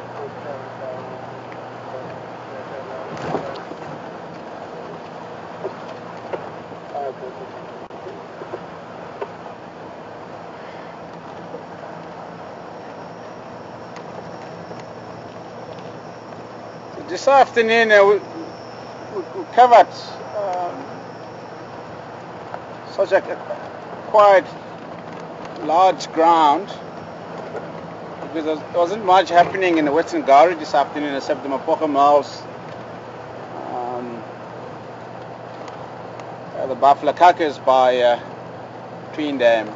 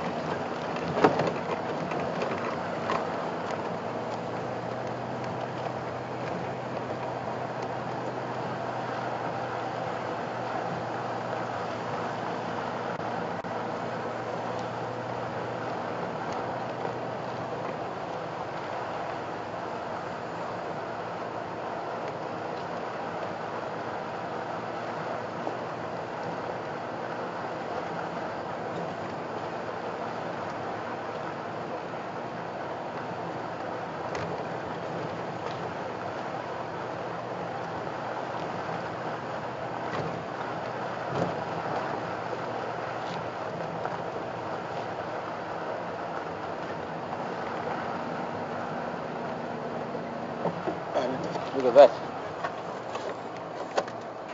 Wow. Beautiful raptor in a tree there. I don't know if the camera will be able to focus on it as it's It's fairly dark at the moment.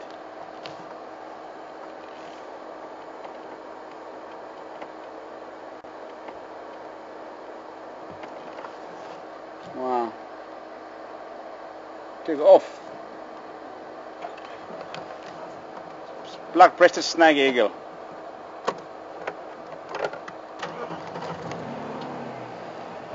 Black-breasted snag eagle.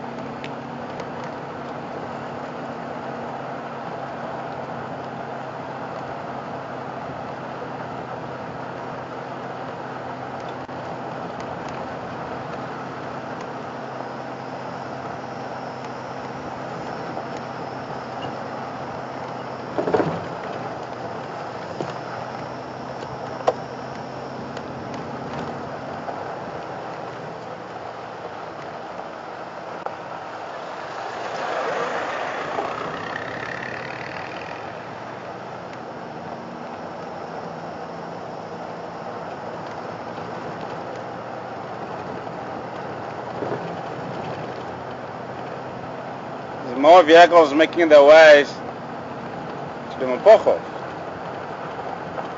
I don't think we'll get a chance this evening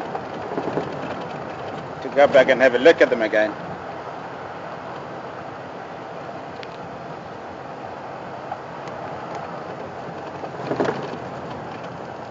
But hopefully tomorrow morning we will get a chance to see the Mapogo mills again.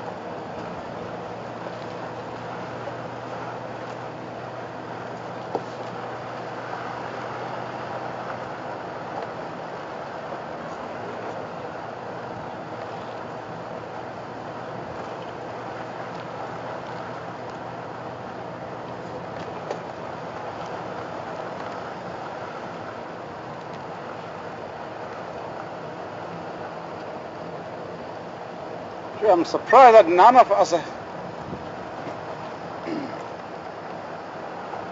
still haven't found the new hyena dens yet.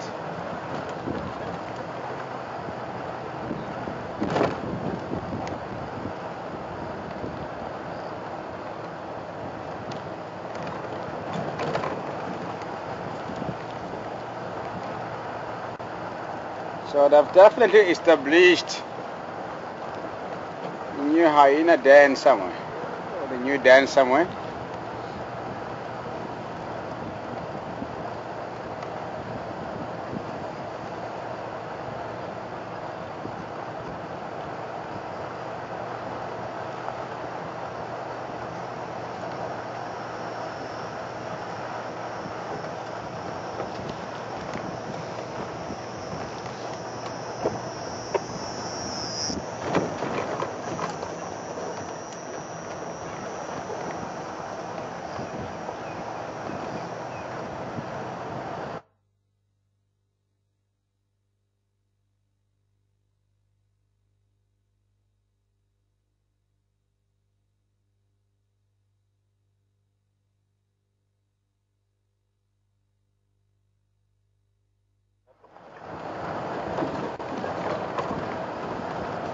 So they're saying The battery?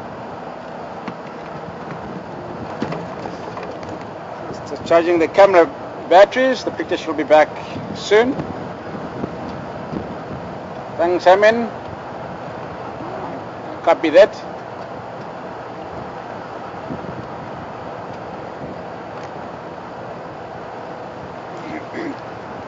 The Hamin was just reminding me to tell you folks that we'll be having a fast-set chat this evening. Just shortly after the drive. 7:15 Central African time thereabout. So just please join us on a fast-set chat this evening.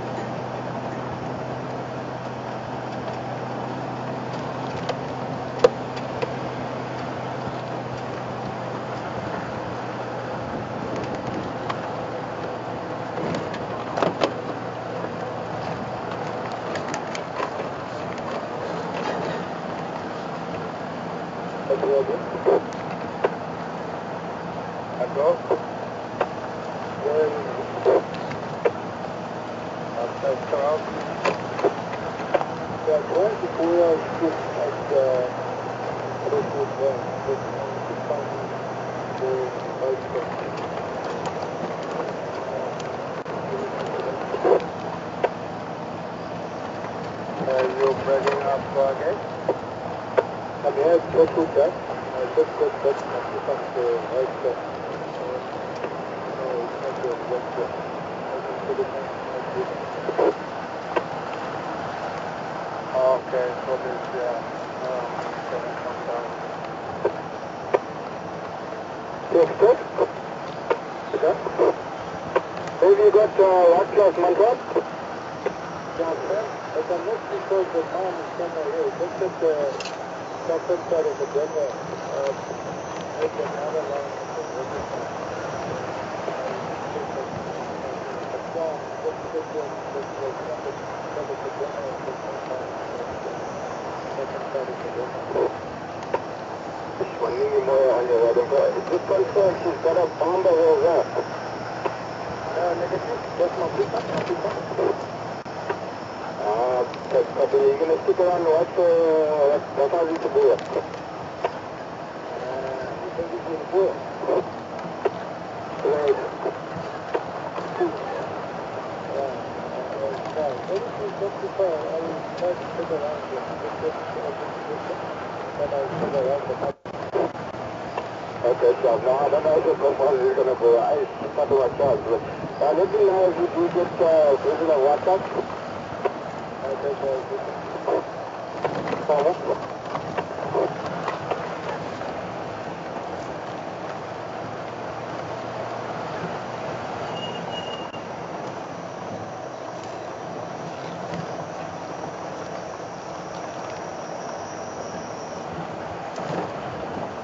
Just for the interest sake, on the radio,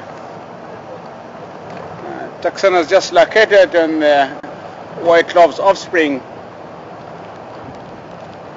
at Torchwood Dam,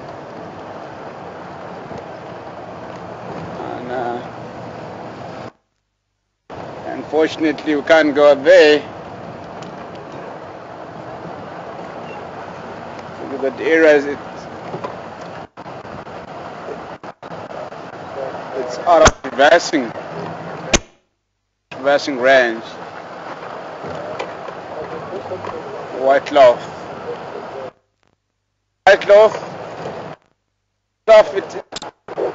it's a leopard.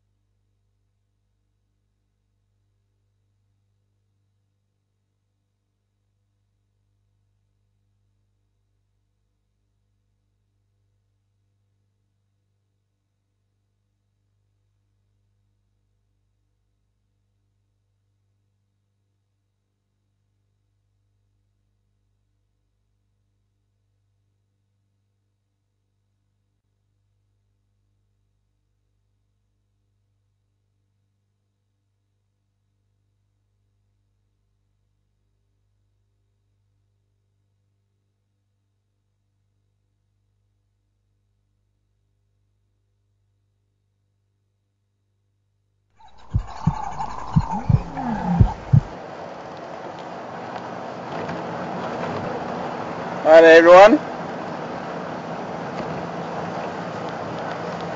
back on the road again. We just came through a very bad signal pitch. Just down in power planes.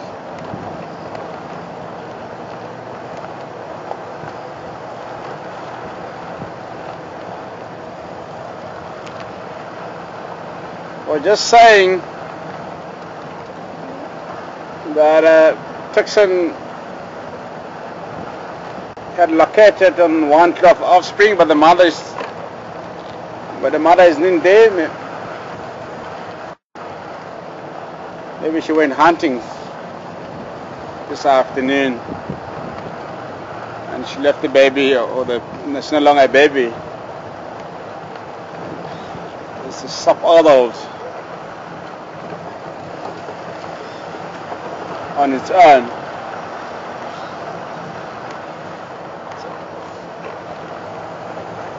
So the white dwarf, it's another leopard that we see just on Chirakatan area on a number of occasions.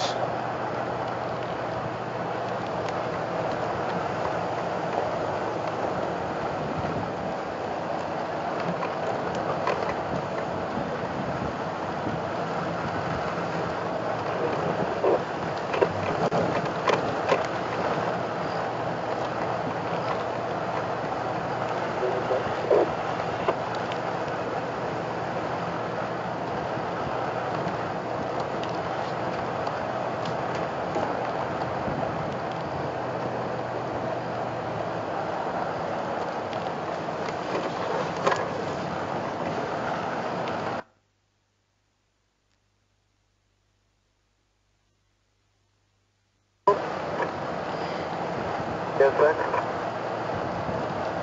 Just on the Jaga.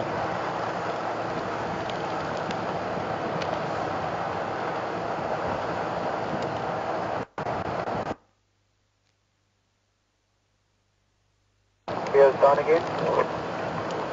Yes, sir.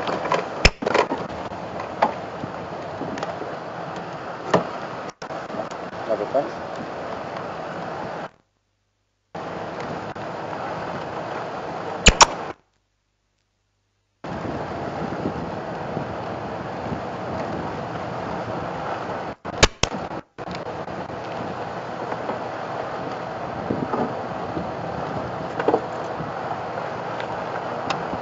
How about now, Emin? Good, all good.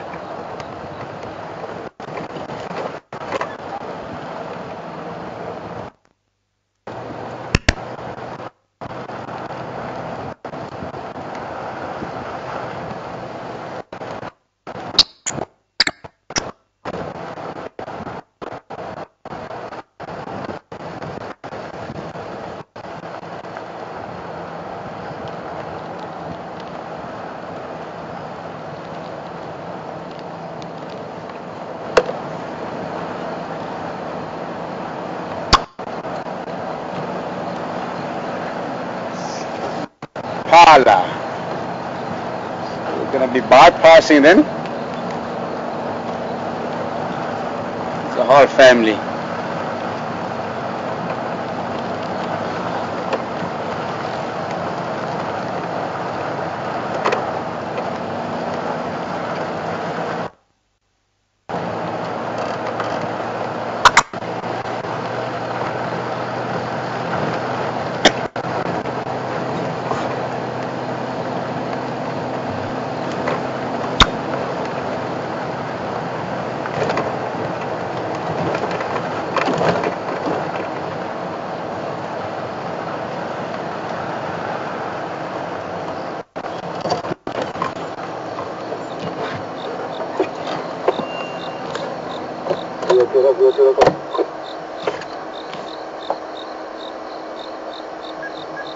The African wildcat.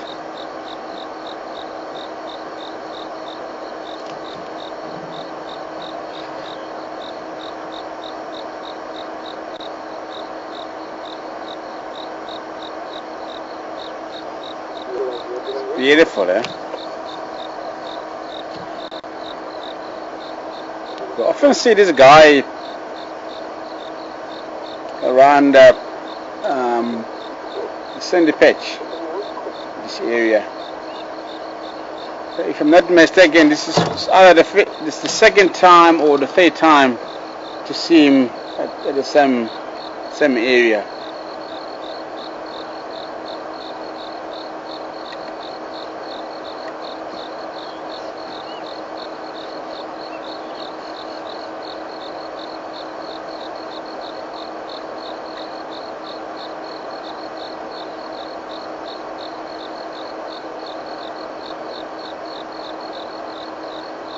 It looks just like a regular cat, the African wild cat here. They used to crossbreed with the domestic cats many years ago.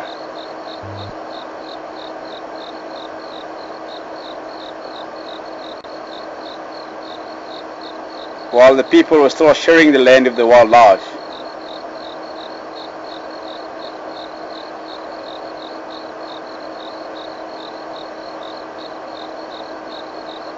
I can't remember where I saw the black cat. Must be in the Manyeleti Reserve. Yeah? Pitch black cat. In the middle of the game reserve.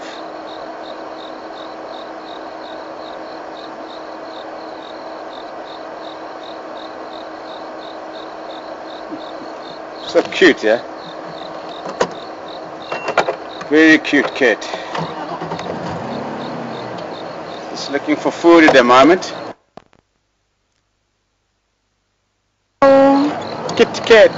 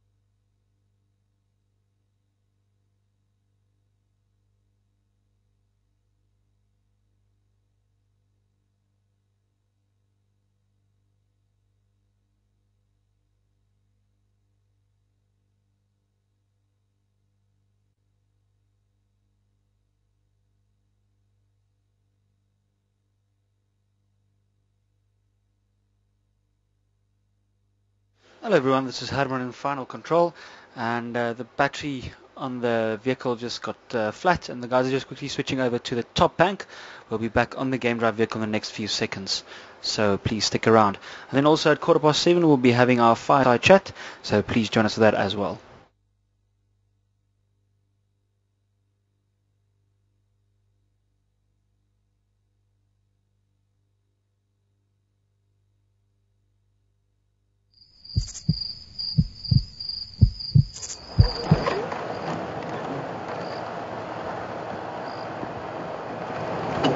Yeah, hi there, folks.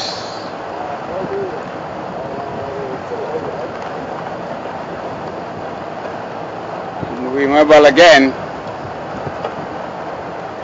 So we're ran out of our power on the bottom back batteries, and we've switched to the top bank just to finish off the drive. Just to remind you guys again that we'll be having a fireside chat this evening, just shortly after the drive, and just please everyone join. I don't know what is the topic for tonight. It will be a surprise.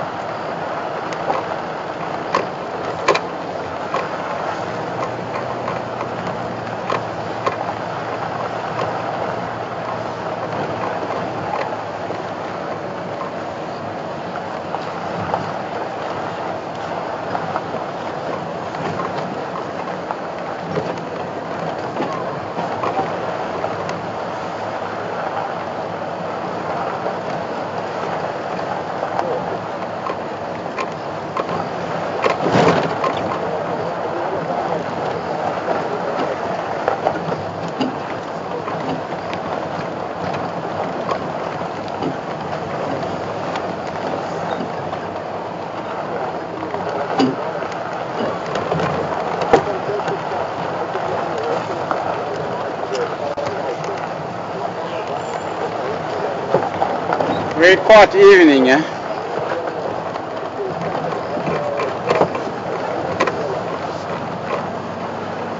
Very, very quiet evening.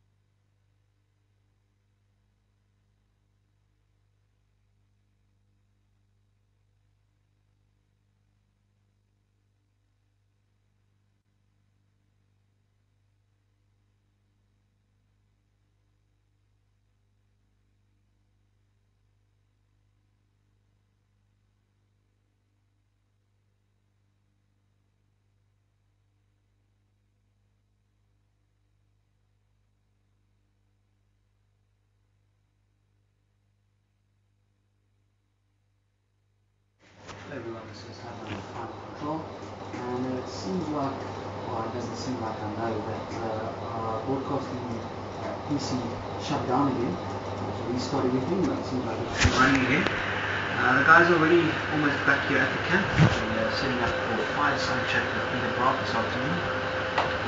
Sorry. So please join us in about 10 to 15 minutes. I think you've got the game drive sound up there, man. Not your mic.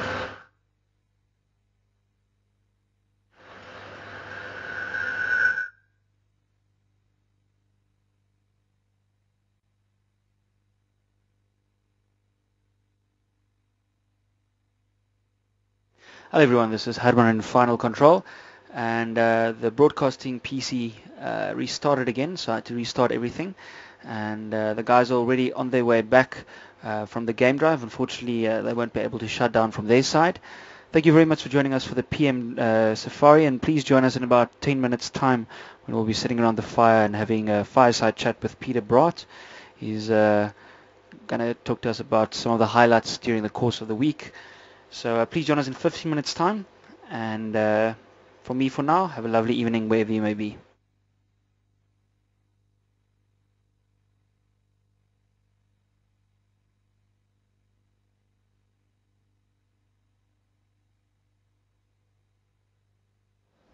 Sound check, sound check.